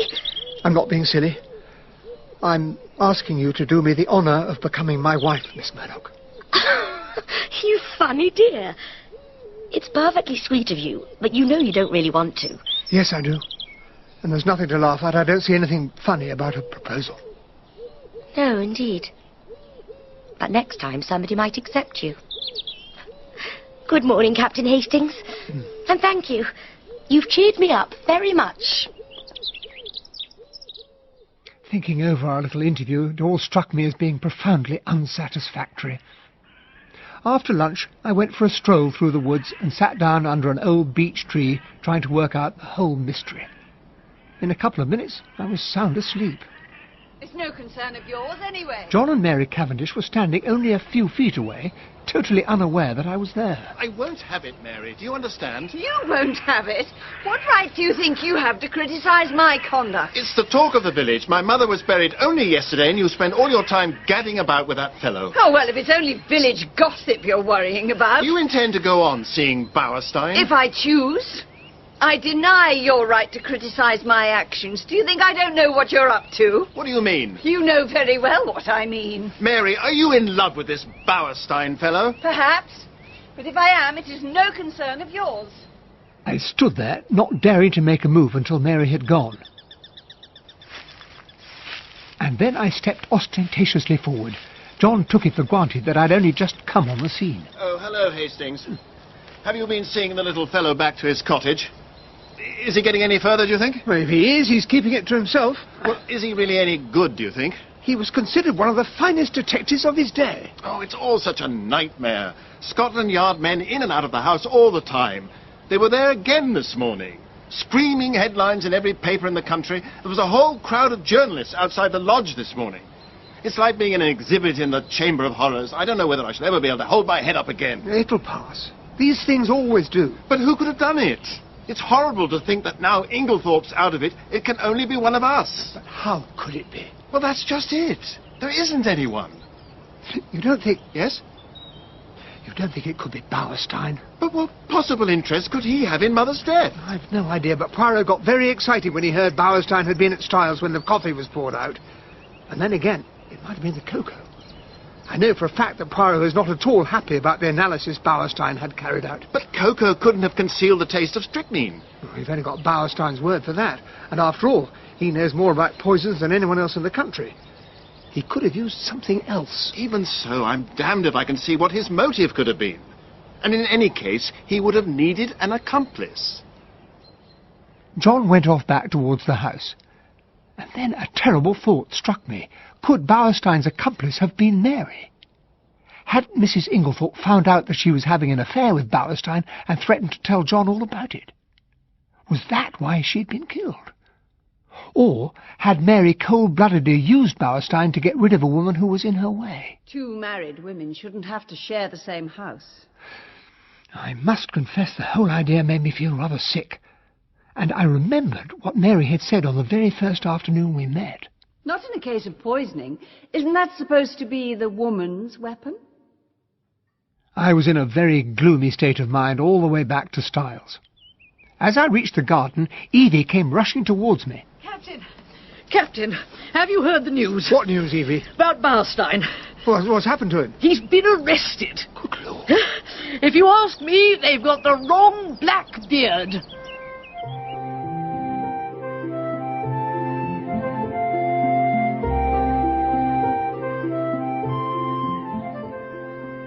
It does not surprise me. After all, we are only 4 miles from the coast. What has that got to do with it? Well, surely it is obvious, mon ami. Well, no doubt I'm very dense, but I cannot see what the proximity of the coast has to do with the murder of Mrs. Inglethorpe. Unless the good Inspector Japp has taken leave of his senses, the matter has nothing to do with Mrs. Inglethorpe. Then why has Beilstein been arrested? For espionage, mon ami. What else? You mean he's a German spy? What, did you not suspect it? The idea never entered my head. It did not strike you as peculiar that a famous London doctor should bury himself in a little village like this and should be in the habit of walking about at all hours of the night? You mean that's how he came to fall in the pond on the night of the murder? It is very likely, mon ami. And he is, of course, a German by birth. Oh, the blackguard. No, not at all. He is, on the contrary, a patriot. And despite the fact that Belgium has been devastated by his fellow countrymen, I must confess I rather admire his courage. This is the man with whom Mary Cavendish has been wandering about all over the place. Yes. I fancy he found her very useful. So long as everyone was gossiping about the pair of them, no one paid much attention to what Beilstein was really doing. Then, do you think he never really cared for her? No, that I cannot say, but I will tell you one thing. What's that? I do not believe Mrs. Cavendish cares or has ever cared one jot about Dr. Beilstein. Do you really think that? I'm quite sure of it. And I will tell you why. Yes? Because she cares for someone else. What did he mean? I'm not a vain man where women are concerned, but in spite of myself, an agreeable warmth spread over me. We must waste no more time and hurry on to the house. I have had a message from Miss Howard. She has discovered something. Here you are, Monsieur Poirot. Is this what you were looking for? I believe it is. Where did you find it, mademoiselle? On top of a wardrobe. But I've no time to stand here chatting. Meeting of the Charities Committee at the village hall, and Lady Tadminster's in the chair. Wouldn't do to keep her waiting. Sheet of brown paper. Not very much to get excited about. Ah, but do you not see the label? Mrs. Parkson, theatrical costumiers. Is that what the beard came in? So it would seem. And it is addressed to, is it J. Cavendish or is it an L? Well, it's certainly not a J. What was it doing on top of a wardrobe? Oh, Monsieur Poirot. Nobody told me you were in the house. Good morning, Captain Hastings. Good morning, Inspector. What's that you got there? Theatrical costumiers, eh? Where did this come from? Miss Howard found it on top of a wardrobe. Have you any objection to my hanging on to this, Monsieur Poirot? None at all, Inspector. It has told me all I wish to know. How is the investigation progressing? Oh, we've turned up a thing or two. As a matter of fact, we've come across another will. A will? Dated before Mrs. Inglethorpe's marriage, and leaving her entire fortune to Mr. Inglethorpe. But why did her solicitor not know of this? That's the funny thing about it. It was written on one of those printed will forms. And where did you find it, Inspector? In the desk in the boudoir. But I understood that Mr. Wells had gone through all Mrs. Inglethorpe's papers very carefully. You must have missed it. We found it stuffed into one of the drawers at the back. But I'd better be off, if you'll excuse me. Things are beginning to warm up. Goodbye, Mr. Poirot, Captain Hastings. Goodbye, Inspector. The poor chap. He has no method. Nevertheless, it is strange about the will. But here is the good Dorcas. A little word with you, mademoiselle, if I may. Yes, Mr. Poirot. Tell me, on the day before the tragedy, did anything go wrong with Mrs. Inglethorpe's bell? Oh, as a matter of fact, it did. Though I don't know how you came to hear of it. A mouse or some such must have nibbled the wire through. The man came and put it right on Tuesday. Thank you, mademoiselle. That is all I wanted to know. Oh, thank you, Mr. Poirot. One should never ask for outside proof. But the flesh is weak, and it is good to know one is on the right track. I am like a giant refreshed. A very small giant. Your little friend seems very pleased with himself. What's it all about? I really haven't the faintest idea. Is he quite mad? I believe there's method in his madness. Captain Hastings, I need to talk to you. Will you come into the garden? Oh, of course, I'd be only too happy. Tell me, do you think my husband and I are happy together? I don't think it's any of my business to have an opinion. Well, whether it's your business or not, I will tell you that we are not happy. You don't know anything about me, do you? Well, no, not really. My father was English, but my mother was Russian. Ah, now I understand. What do you understand? Well, there's a hint of something, rather different about you. My mother was very beautiful, I believe. But she died when I was a little child. I was told she'd taken an overdose of sleeping pills by accident. My father was in the consular service. I went all over the world with him. It was a splendid life, and I loved it. I can understand that. And then my father died. He left me badly off, and I had to go and live with some old aunts in Yorkshire. The deadly monotony of life with them was getting too much for me, and then I met John. I wasn't in the least in love with him. I married him to get away from the terrible boredom of my existence. I see. Don't misunderstand me. I was quite honest with him. I told him that I liked him very much, and that I hoped to come to like him more. I'm sure he cared for me at first, but we drifted apart. It is not a pleasant thing for me to admit, but he tired of me very soon. Oh, but surely... Not that it matters now. I believe we may have come to the parting of the ways. I'm not going to remain at Styles. And John? I've no idea what he intends to do. You're going to leave him? I want to be free, Captain Hastings. You can have no idea what a prison this place has been to me. I hope you won't do anything rash. Rash? You know that Dr. Bauerstein has been arrested. My husband was so kind as to break the news to me this morning. So, what do you think? What should I think? Apparently he's a German spy, or so one of the gardeners told John. But I must go back to the house now. Thank you for listening to me so patiently. Just before tea time, I went to look for Poirot and was told that he had gone to Cynthia Murdoch's dispensary. But he knew very well that Wednesday was her day off. What on earth was happening to the man? I say, Hastings, if you happen to see your Belgian friend... Yes, Lawrence? Will you tell him I think I've found the extra coffee cup? I must admit I've forgotten all about it. By the end of the afternoon, Poirot had returned. I found him sitting by the table in his cottage, his head buried in his hands. Ah, to speak or not to speak, that is the question, as your great poet puts it. What on earth are you talking about? The most serious of all things hangs in the balance. And what is that? A woman's happiness. The moment has come, and I do not know what to do. I see. By the way, Lawrence asked me to tell you he thinks he's found the extra coffee cup. Ah, that is good.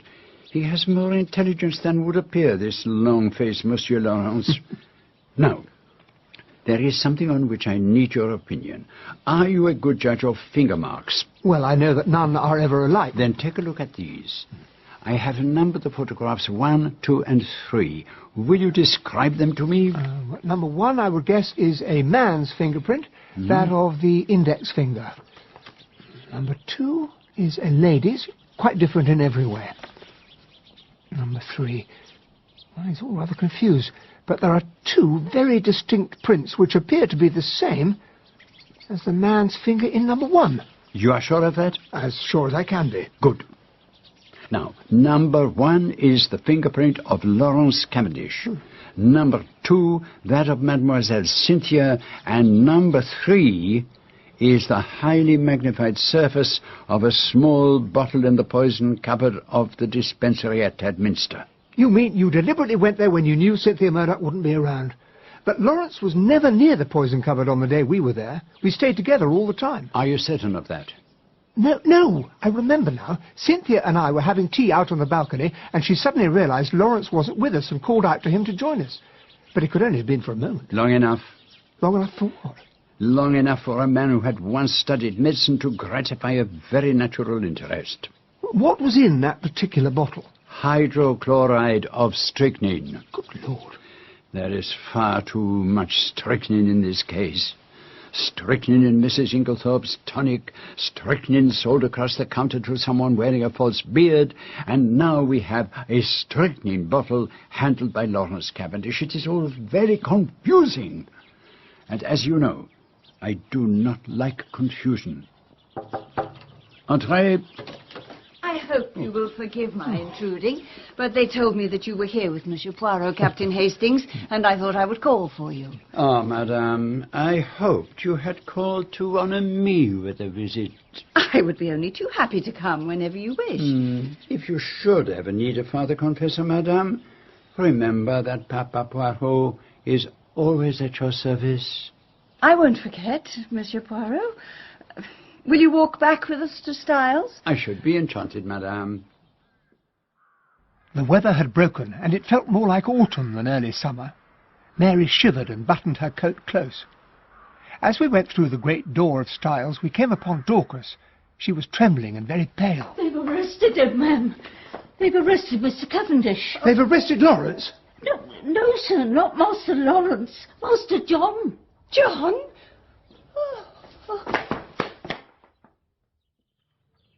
I just can't believe it. After what you said about the strychnine bottle, I was certain it must be Lawrence. But John, my old friend John. Every murderer is probably someone's old friend. No, I must say, you might have given me a clue. Perhaps I did not do so simply because he was your old friend. Did you never suspect him at all? Never. Did you not realize that if it was not her husband whom Mrs. Inglethorpe was quarrelling with that afternoon, it must have been either Lawrence or John? And it was John. Is that what you're saying? Why else should Mary Cavendish have pretended not to remember the conversation at the inquest? Do you think they'll find him guilty?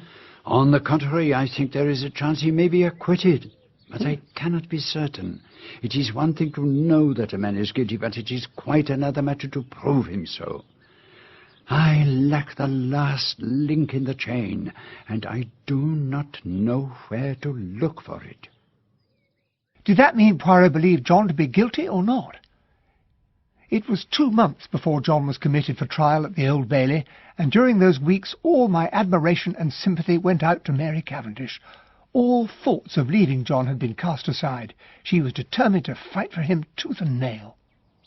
Yes, she is one of those women in whom adversity brings out the best. Her jealousy and her pride... But her jealousy? Have you not realized that she is a passionately jealous woman? But now she thinks only of her husband and of the terrible fate that is hanging over him. Of course he wouldn't tell me why she was jealous. It was another of those little mysteries Poirot persisted in keeping to himself. By the time the case came into court, I had been given a job at the War Office. Mary had taken a house in Kensington and invited Poirot and myself to stay with her. On September the 15th, John appeared in the dock to answer the charge of the wilful murder of Emily Inglethorpe. Mr. Phillips opened for the Crown. Rarely in the course of my career have I been confronted with a more ruthless or cold-blooded crime. The callous and deliberate poisoning, gentlemen of the jury, of a fond and trusting woman by a stepson to whom she had been more than a mother, who had supported him ever since his boyhood, a kind and generous benefactress to both the prisoner and his wife. Mr. Phillips, a K.C. of the old school, began to build up a formidable and rather alarming case for the Crown. I shall call witnesses to show that the prisoner, a profligate and spendthrift, had been at the end of his financial tether, and, furthermore, had been carrying on an intrigue with the wife of a neighbouring farmer, a certain Mrs. Ricks. No wonder poor Mary was so wretchedly unhappy. This having come to Mrs. Inglethorpe's ears, she confronted the prisoner on the afternoon before her death, and a bitter quarrel ensued, part of which was most fortunately overheard. On the day previous to this, the prisoner had purchased strychnine at the village chemist's, wearing a disguise by which he hoped to throw suspicion upon another. The man he believed stood between himself and his stepmother's fortune, her husband, Alfred Inglethorpe. Fortunately, Mr. Inglethorpe had an unimpeachable alibi. Provided by Mrs. Ricks, who had evidently been rather free with her favours. On the afternoon of July the 17th, immediately after the quarrel with her stepson, Mrs. Inglethorpe made a new will. A fragment of this was found in the ashes of a bedroom fire the following morning, but it was undoubtedly drawn up in favour of her husband. This will had been almost certainly destroyed by the prisoner, but little did he know that the deceased had already drawn up a will in favour of her husband at the time of her engagement, which she had evidently forgotten about. He got himself into rather a tangle over the various wills, and it was with considerable relief that he came to the end of his exposition and called to the stand his first witness, Inspector Japp.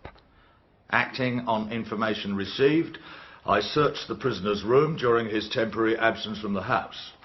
In his chest of drawers, hidden under a pile of underwear, we found first a pair of gold-rimmed pince-nez, similar to those worn by Mr. Inglethorpe, and secondly, this file. And you will see, gentlemen of the jury, that the file is labelled strychnine hydrochloride poison.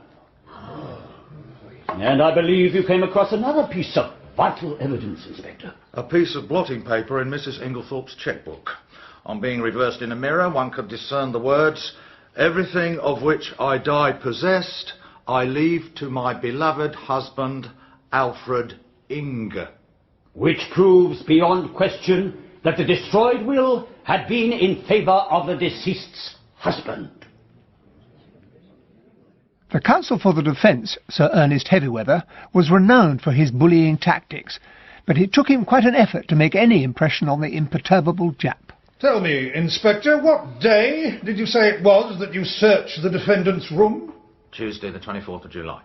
Exactly a week after the tragedy. And you say that you found the pince-nez and the phial of strychnine in the chest of drawers. Was the drawer unlocked? Yes, it was. Does it not strike you as unlikely that a man who is supposed to have committed murder should keep such incriminating pieces of evidence in an unlocked drawer where anyone could find them? He was probably in a hurry. But it was a whole week after the crime. He would have had ample time to take them out of the house and destroy them. Perhaps. There is no perhaps about it. Would he or would he not have had time to take them out of the house and destroy them? Yes. Now, you say you found these things underneath a pile of underwear. That is correct. Heavy or light? Heavy or light what? Underclothing. Heavy-ish. Winter underclothing.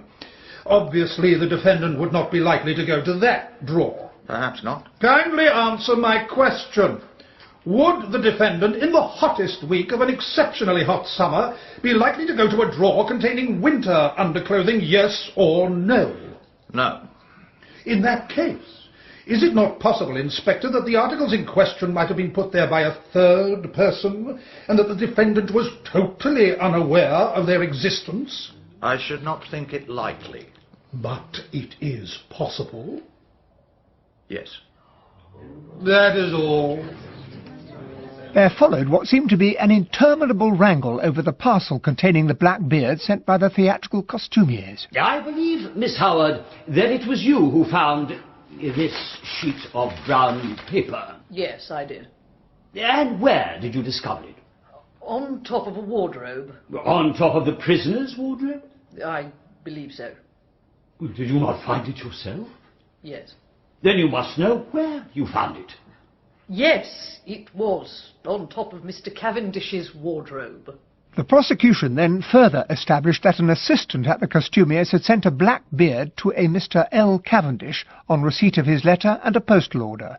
Sir Ernest made short work of him. And where was the letter sent from? From Styles Court. The same address to which you sent the parcel? Yes. How do you know? I'm sorry, I don't understand. How do you know that the letter came to you from Styles Court? Did you notice the postmark? No, but... Did you keep the envelope? No, I... So you did not notice the postmark nor retain any proof of it. And yet you affirm so confidently that it came from Styles. It might in fact have been any postmark. I suppose it might. In fact, the letter might have been posted from anywhere. From Wales, for instance. The significance of that last question only became apparent when Lawrence Cavendish took the stand, for at the date when the beard had been ordered, he had in fact been in Wales. Do I understand that you deny having sent an order for a black beard on the 25th of June? I do. Then how do you account for the fact that it was ordered in your name and sent in your name to Styles? I cannot account for it. In the event of anything happening to your brother John, Mr. Cavendish, who will inherit Styles Court? Answer my question, if you please. I suppose I should. What do you mean, you suppose? Your brother has no children. You would inherit, wouldn't you? Yes. That's better. Now, on Tuesday, the 17th of July, you went, I believe, to visit the dispensary at the Red Cross Hospital in Tadminster. Yes. Did you, while you happened to be alone there for a few seconds, unlock the poison cupboard and examine some of the bottles? I may have done so. I put it to you that you did. Yes. Did you examine one bottle in particular?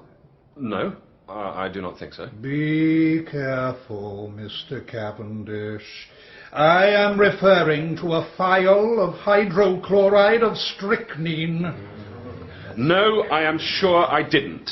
Then how do you account for the fact that you left the unmistakable imprint of your fingers on it? I suppose I must have taken up the bottle. I suppose so, too.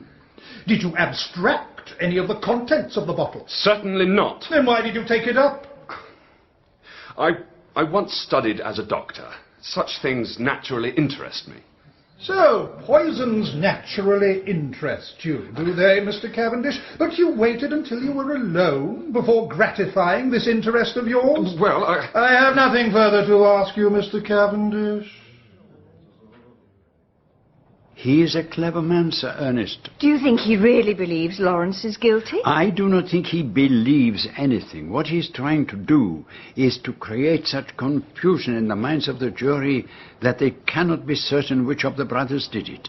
He is trying to make out that there is as much evidence against Lawrence as there is against John. And I think he may well succeed. But on the following day, when John took the stand, things began to go badly against him, particularly when he was asked why he did not come forward at the inquest to explain that it was he and not Alfred Inglethorpe who had been overheard quarrelling with his stepmother. It never occurred to me that anyone could have mistaken my voice for that of Mr. Inglethorpe. I was told there had been a quarrel between him and my mother, and I simply did not think this had any connection with my own disagreement with her. Not even when the housekeeper, Dorcas, repeated certain fragments of the conversation. Fragments which you must certainly have recognized.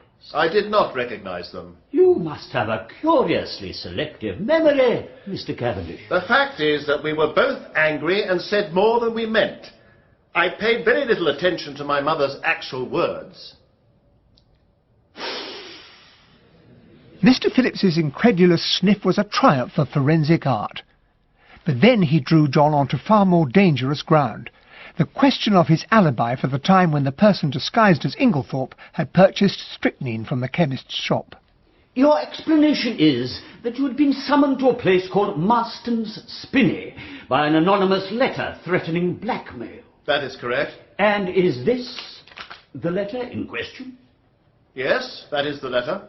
You have produced this very opportunely, Mr. Cavendish.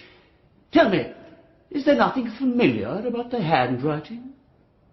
Not that I know of. Do you not see it bears a remarkable resemblance to your own handwriting, ineptly disguised? No, I do not think so.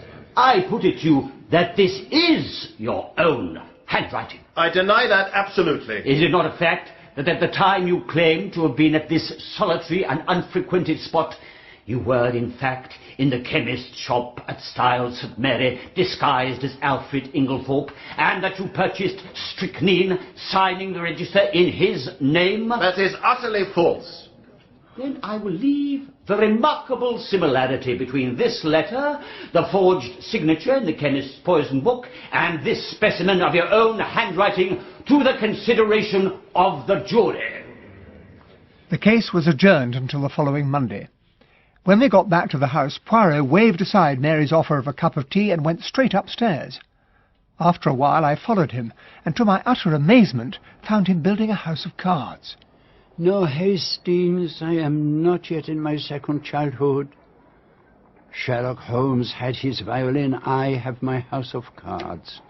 It requires precision of the fingers, and with precision of the fingers comes precision of the brain, and never have I needed it more than now.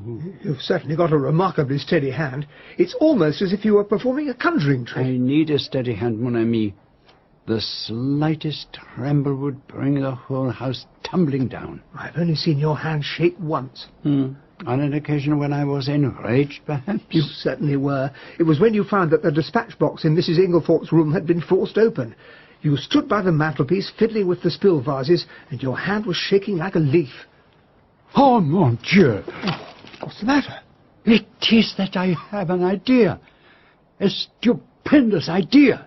And you, my friend, have given it to me. Steady on. Where can I find a garage? Why do you want a garage? I must return to Styles at once.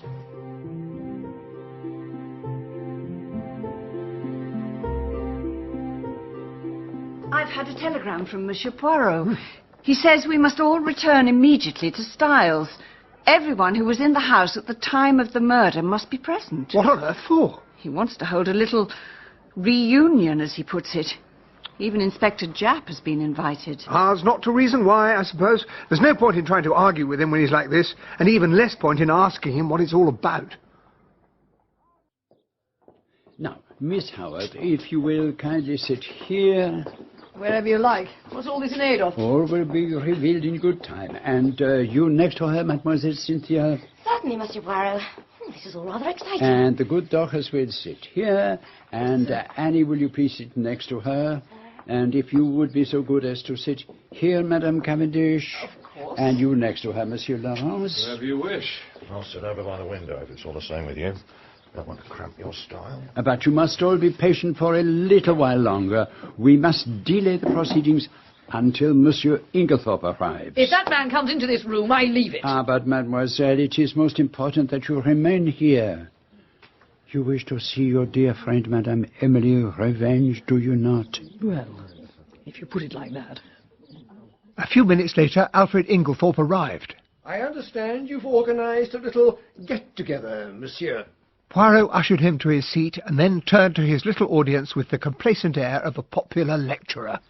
Mesdames, Monsieur, as I am sure you all know, I was called in to investigate this case by Mr. John Cavendish. There were two questions to be resolved. How did Mrs. Inglethorpe die, and why? There's no mystery about that. She was poisoned by her husband for her money. Monsieur Poirot, we know that you have a great reputation in Belgium as a detective, but we have been at the Old Bailey for a week being questioned and cross-questioned. Why do we have to go through it all again? Because, Mr. Inglethorpe, we still have to arrive at the truth. Now, let us go back to the beginning. If we must. My first action on coming to Styles was to examine the bedroom of the deceased. I found first a fragment of green material, secondly, a stain on the carpet near the window, and thirdly, an empty box which had contained bromide powders. To take the fragment of green material first, I found it caught in the bolt of the door communicating between the room and the adjoining one occupied by Mademoiselle Cynthia. It was a piece torn from a land worker's green armlet. It must have been yours, Mary. You're the only one on the land. And it could mean only that Mrs. Cavendish had entered Mrs. Inglethorpe's bedroom through the room of Mademoiselle Cynthia. But the door was always kept bolted on the inside. It would have been easy enough for Mrs. Cavendish to unbolt it earlier and then to slide the bolt back in the confusion around Mrs. Inglethorpe's deathbed. Now, at the inquest, Mrs. Cavendish, you declared, did you not, that you had heard from your room in the left wing the fall of the table by Mrs. Inglethorpe's bed? Yes, I did. I took the opportunity of testing that statement by stationing my friend Hastings outside the door of your room while I was showing Inspector Japp the scene of the crime. And you proceeded to knock over a table by the bed. A clumsy accident, you said at the time. So that's what it was about. And of course I didn't hear a thing. This confirmed my suspicion that Mrs. Cavendish was not in her bedroom at the time of the tragedy, but was actually in Mrs. Inglethorpe's room. I looked at Mary. Never had I seen her so proudly beautiful. It was inconceivable that she could have murdered Mrs. Inglethorpe. And then I remembered once again the gleam in her wonderful tawny eyes when she had said that poison was a woman's weapon. So, let us assume that Mrs. Cavendish is in her mother-in-law's room under the impression that she is sleeping peacefully. She is searching for something. Suddenly, Mrs. Inglethorpe wakes and is seized by an alarming paroxysm. She flings out her arm, overturning the bedside table, and then pulls desperately at the bell. Thoroughly alarmed, Mrs. Cavendish drops her candle, and the grease spills onto the carpet. She picks it up and retreats back to the room of Mademoiselle Cynthia, closing the door behind her. You mean she didn't lift a finger to help poor Emily? Patience, mademoiselle. Mrs. Cavendish hurries out into the passage, but already the footsteps of the servants are echoing along the gallery. Quickly she goes back into the young girl's room and starts to shake her awake while the servants are battering on Mrs. Inglethorpe's door. When Mr. Lawrence discovers her there, she joins the others, and it occurs to no one that she has not arrived with the rest of the family. Am I right, madame? Yes, Monsieur Poirot, you are quite right. You must understand that if I thought it would do my husband any good to reveal these facts, I would have done so. It shows a callous disregard for my poor wife's suffering. But what I don't understand is why I didn't wake up while all this was going on. Because you had been drugged, mademoiselle. Drugged? And with this in mind, I examined all the coffee cups from which everyone had drunk that evening, remembering that it was Mrs. Cavendish who had given you your coffee.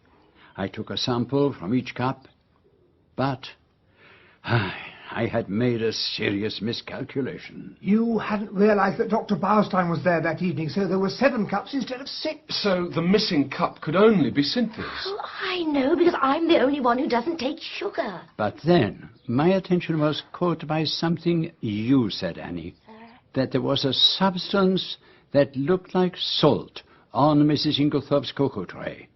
Accordingly, I sent a sample of the cocoa to be analysed. But Dr. Beilstein had already done that, hadn't he? Aha, but he had asked the analyst to look for traces of strychnine. I wanted to find out whether it contained a narcotic. And, of course, it did. You had administered a safe but effective narcotic both to Mademoiselle Cynthia's coffee and to Mrs. Inglethorpe's cocoa. You can imagine my feelings when the poor soul died in agony and everyone said she'd been poisoned. It was the most awful hour of my life, and I shall never forget it. Now I understand why you offered your services as a father-confessor, Monsieur Poirot. I should have told you everything. So now we are able to explain why the symptoms of strychnine poisoning took so long to make their appearance. You mean that the drugged cocoa taken on top of the poisoned coffee would have delayed its effect? Exactly, Monsieur Lawrence. But we come now to a little difficulty. Mrs. Inglethorpe never drank her cup of coffee. Do you remember the stain on the carpet of Mrs. Inglethorpe's room? It was still damp and smelled strongly of coffee. I realized what must have happened when I put my little case on the table near the window and it instantly tipped up.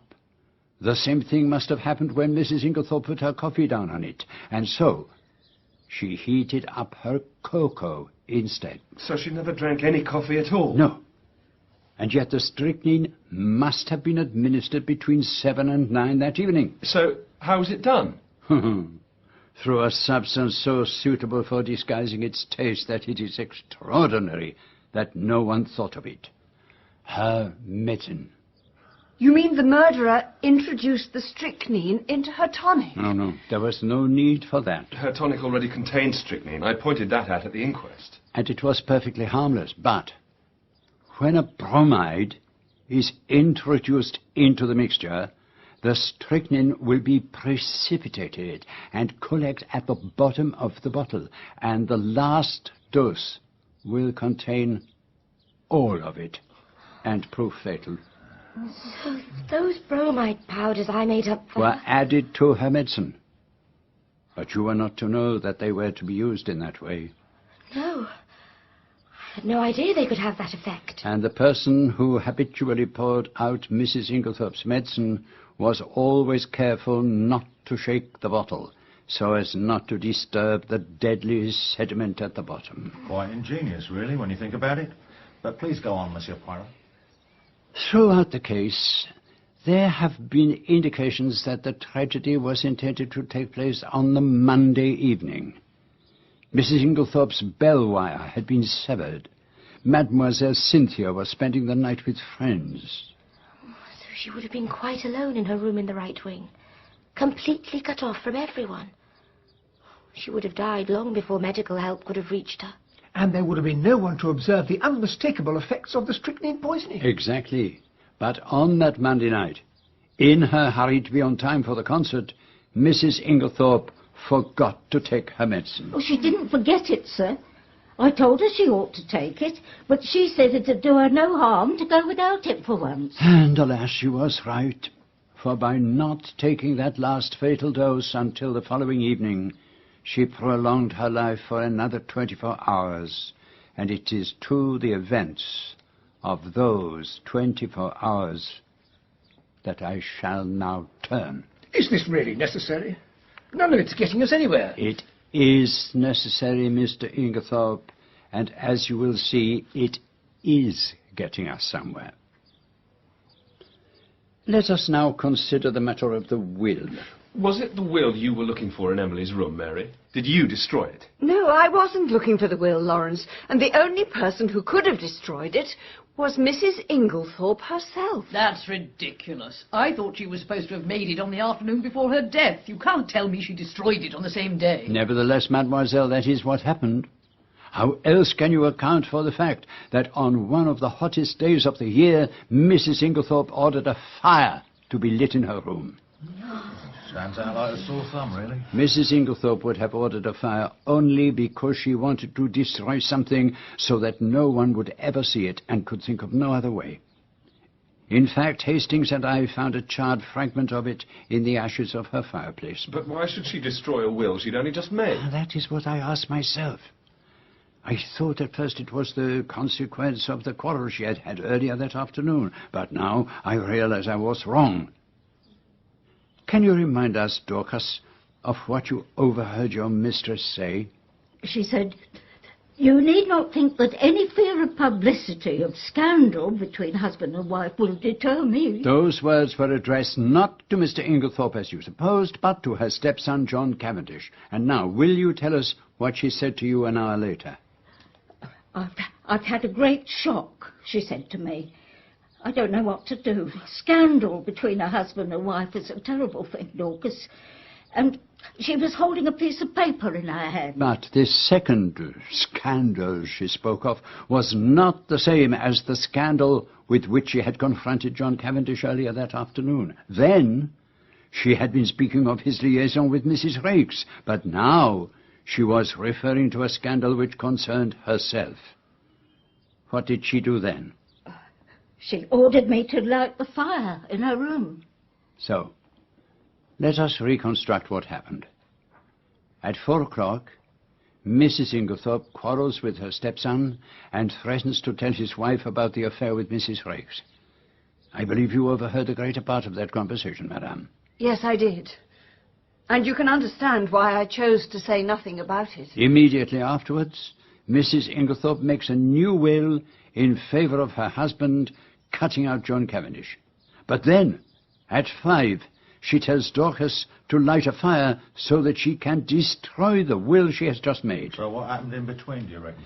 I believe that Mrs. Inglethorpe had been anxious to send the new will off to her lawyers immediately, but she had no stamps. In the corner of her room stood her husband's desk. It was locked, but she had a key and opened it. In searching for the stamps, she came across a sheet of paper that she was never meant to see. This was the paper that Dorcas saw her holding in her hand shortly afterwards, and this, I believe, Mrs. Cavendish, was what you were searching for in her room on the night of her death. I was certain that it was a letter from Mrs. Raikes to my husband.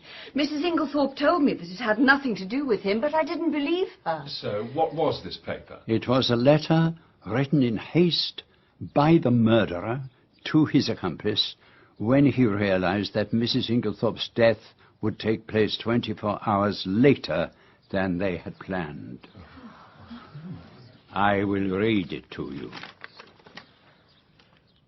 Dearest Evelyn, you will be anxious about hearing nothing. It is all right, only it will be tonight instead of last night. There's a good time coming once the old woman is dead and out of the way. No one can possibly bring the crime home to me. That idea of yours about the bromide was a stroke of genius, but we must be careful. One false step. Here the letter breaks off. But there is... You devil! How did you get hold of it? I don't think that need concern us now, Mr. Inglethorpe. There's a Black Maria outside. We don't want to keep it waiting, do we? You too, Miss Howard. The moment I set eyes on you, I knew you were going to be trouble, you little egg-shaped monster.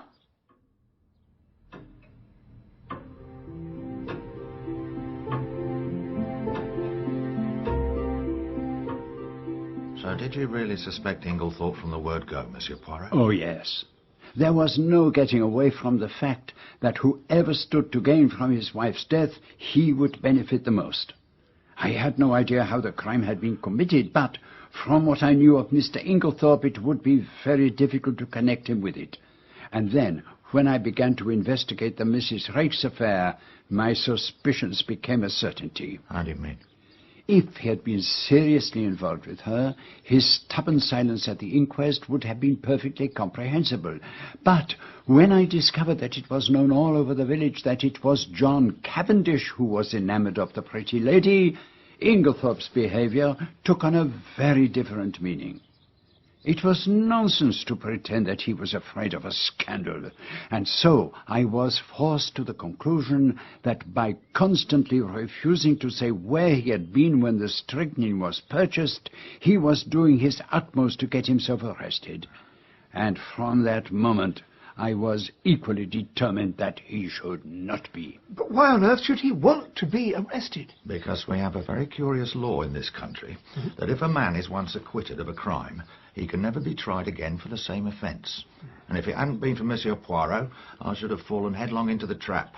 I would have arrested Inglethorpe, he would have revealed his irreproachable alibi, and he would have been safe for life. But even so, he was actually seeing Mrs. Raikes. Oh, yes, they took harmless little walks together along the lanes at times when Inglethorpe particularly wanted to establish an alibi for himself. Like the time he was supposed to have bought the strychnine from the chemist's shop. But I still don't see how he managed that. I mean, how could he be in two places at once? Oh, is it possible? My poor friend, have you not realized it was Miss Howard who went to the chemist's shop? Miss Howard? In that black beard? Who else? She is of a similar height, her voice is rather manly, and remember that she and Inglethorpe are cousins, and that there is a distinct resemblance between them. And do you think the use of the bromide really was her idea? I am inclined to think she was the mastermind in the whole affair, and had been planning Mrs. Inglethorpe's murder from the moment she first arrived at Styles. I fancy that she and Inglethorpe were already passionately involved with one another. So, all she had to do was to introduce him into the household at Styles and let him work his wicked will on Mrs. Inglethorpe. Poor Emily. She saw herself as such a forceful character, but underneath it all she was lonely and terribly gullible. But would Evelyn Howard really have the medical know-how to set up the poisoning? Oh, no special knowledge was needed, my friend. All that she had to know she could have picked up from one of Lawrence Cavendish's medical textbooks. She knew that Mrs. Inglethorpe had a box of bromide powders and would occasionally take one at night. What could be easier than to dissolve one of them in her bottle of medicine? And by the time Mrs. Inglethorpe had swallowed the last fatal dose, Miss Howard would have engineered her silly quarrel with her and left the house. Ah, yes, it was a clever idea, and if they had left it alone, the murder would probably never have been linked to them. What do you mean, if they'd left it alone? They wanted a scapegoat, and decided to throw suspicion on John Cavendish. That is the sole reason for Evelyn Howard putting on the black beard and obtaining the strychnine. So that she could sign Inglethorpe's name in John's handwriting? I presume it must also have been Miss Howard who wrote the note telling Cavendish to go to Martin's Spinney, or wherever it was. And again, she wrote it in his handwriting. But then all their careful planning was thrown into confusion because Mrs. Inglethorpe did not take her medicine on the night they had calculated she would. Even so, it was pretty stupid of Inglethorpe to write that letter. I think his wife actually came into the room while he was writing it. He slipped it into his desk and went off for a walk. And it was only by the merest chance she happened to find it. Poor Emily. It must have been a terrible shock for her. I suppose Inglethorpe couldn't have realised it was missing until after her death. But how on earth did he know where she'd put it? She always kept personal and important documents in her dispatch case. Just imagine the feelings of Mr. Inglethorpe the following morning when he hears that John Cavendish and Mr. Wells are to examine the contents of the case and that I have the key. He panics and breaks it open. Every moment is vital. So what do you think he does with the letter? The foggiest. Do not forget, the fire is not lit, so he cannot burn it. Instead, he tears it. He tears it into long, thin strips, rolls them into spills, and puts them among the others in the jars on the mantelpiece. Oh, however did you work that out? So you, mon ami. Me? Yes, you told me that my hands were shaking after I discovered that Mrs. Inglethorpe's dispatch case had been broken into and that I was straightening the spill jars on the mantelpiece. But then, you see, I remembered that I had already straightened them earlier that morning. So, someone else must have moved them. And that is why you rushed back to Styles. So you see, Captain Hastings, we owe it all to you. But I'd better be off. I must see these precious cousins off to their respective jails. Thank you, Monsieur Poirot. Once again, you've saved me from making an ass of myself. I do think you might have given me a few hints instead of leading me up the garden path like that. Oh, I did nothing of the kind, mon ami. At most, I permitted you to deceive yourself. But why? Because you have a nature so honest and a countenance so transparent that if I told you my ideas the very first time you looked upon Alfred Inglethorpe, that astute gentleman would, in your charming English phrase, have smelt a rat. I think I have more diplomacy than you give me credit for. Oh, no, do not enrage yourself, my friend. Your help has been most invaluable. It is but your beautiful nature that gave me pause. I still think you might have given me a few clues. As it was, you left me to flounder about on my own, suspecting practically everybody. Bowerstein, Mary Cavendish, Lawrence, well, particularly Lawrence. After all, he was behaving very strangely. You realize, of course, what was behind all that? No. Well, you did not see that he believed Mademoiselle Cynthia to be guilty of the crime? But that's ridiculous. No, not in the least. The possibility was in my mind when I asked Mr. Wells about the provisions of the will. And it was Mademoiselle Cynthia who made up the bromide powders. Shall I tell you what made Monsieur Laurence turn so pale when he first entered his dying stepmother's room? What? He saw that the door into Mademoiselle Cynthia's room was unbolted. But he swore it was bolted. Exactly. And that confirmed my suspicion that it was not. He could not have realized that Mary Cavendish had opened it. He believed that Cynthia had done so, and he was determined to shield her. But why? Because he is in love with her. Oh, no, Poirot, you're quite wrong there. I know for a fact that he doesn't care for her at all. Who told you that? Cynthia herself. They are like that, les femmes. Why else did he grind Mrs. Inglethorpe's coffee cup into the floor with his heel? Because he suspected that Mademoiselle Cynthia may have had something to do with the poisoning, and he was determined there should be no chance of analyzing its contents. Ah, was that why he kept on insisting that his stepmother had died from natural causes? Of course. He hoped, as a trained doctor, his opinion might carry some weight. And what about the extra coffee cup you wanted him to find? I was fairly certain that Mary Cavendish had hidden it to conceal the fact she had put a sleeping draught into Mademoiselle Cynthia's coffee. If I could prove that, then the young lady would be in the clear. Well, I'm glad it's all ended happily. Even John and Mary seem to be reconciled. And they have me to thank for that. You? What, do you not realize it was the trial that brought them together again? I was convinced that John Cavendish loved his wife and she him, but they had drifted far apart. You remember the day of John Cavendish's arrest, when you found me deliberating over a major decision? Yes, but I had no idea what it was all about. I was trying to decide whether or not I should clear John Cavendish at once. You mean you could have saved him from being brought to trial at all? Oh, yes, my friend. But in the end I decided in favor of a woman's happiness. Nothing but the great danger through which they have passed could have brought these two proud souls together again. I looked at him with silent amazement. The colossal cheek of the man. Who but Poirot would have thought a trial for murder would restore conjugal happiness? One moment, Hastings. Do you see, over there, by the fountain? Lawrence and Cynthia. Good Lord, she's kissing him. And he's kissing her. So perhaps he does not dislike her quite as much as she supposed. They make a pretty pair, don't they? Thank goodness they've realized at last what was obvious to the rest of us. It wasn't obvious to me. I'm going back to London. Inspector Japp says John will be set free tomorrow morning. Thank you, Monsieur Poirot. Without you, he would be facing the gallows. I am happy to have been of service, madame. And thank you, Captain Hastings. You helped me through my darkest hour.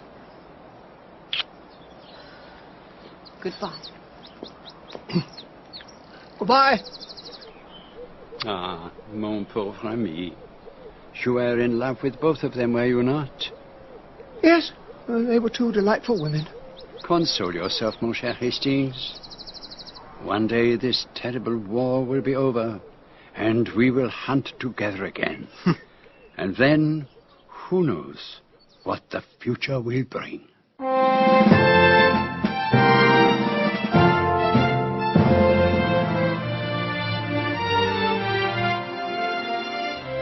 In Agatha Christie's The Mysterious Affair at Styles, Hercule Poirot was played by John Moffatt, Captain Hastings, Simon Williams.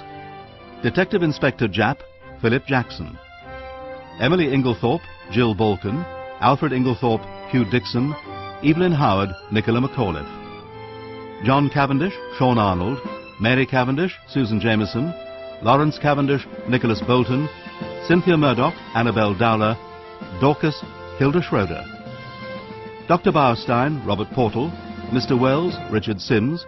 The coroner, Peter Howell. Mr. Mace, Harry Myers. Inspector Summerhays, Don McCorkindale. Mr. Phillips, Johan Meredith. Sir Ernest Heavywether, Michael Mears. The costumier's assistant, Richard Katz. Other parts were played by members of the cast. The music was composed by Tom Smail. The Mysterious Affair at Styles was dramatised by Michael Bakewell and directed by Enid Williams.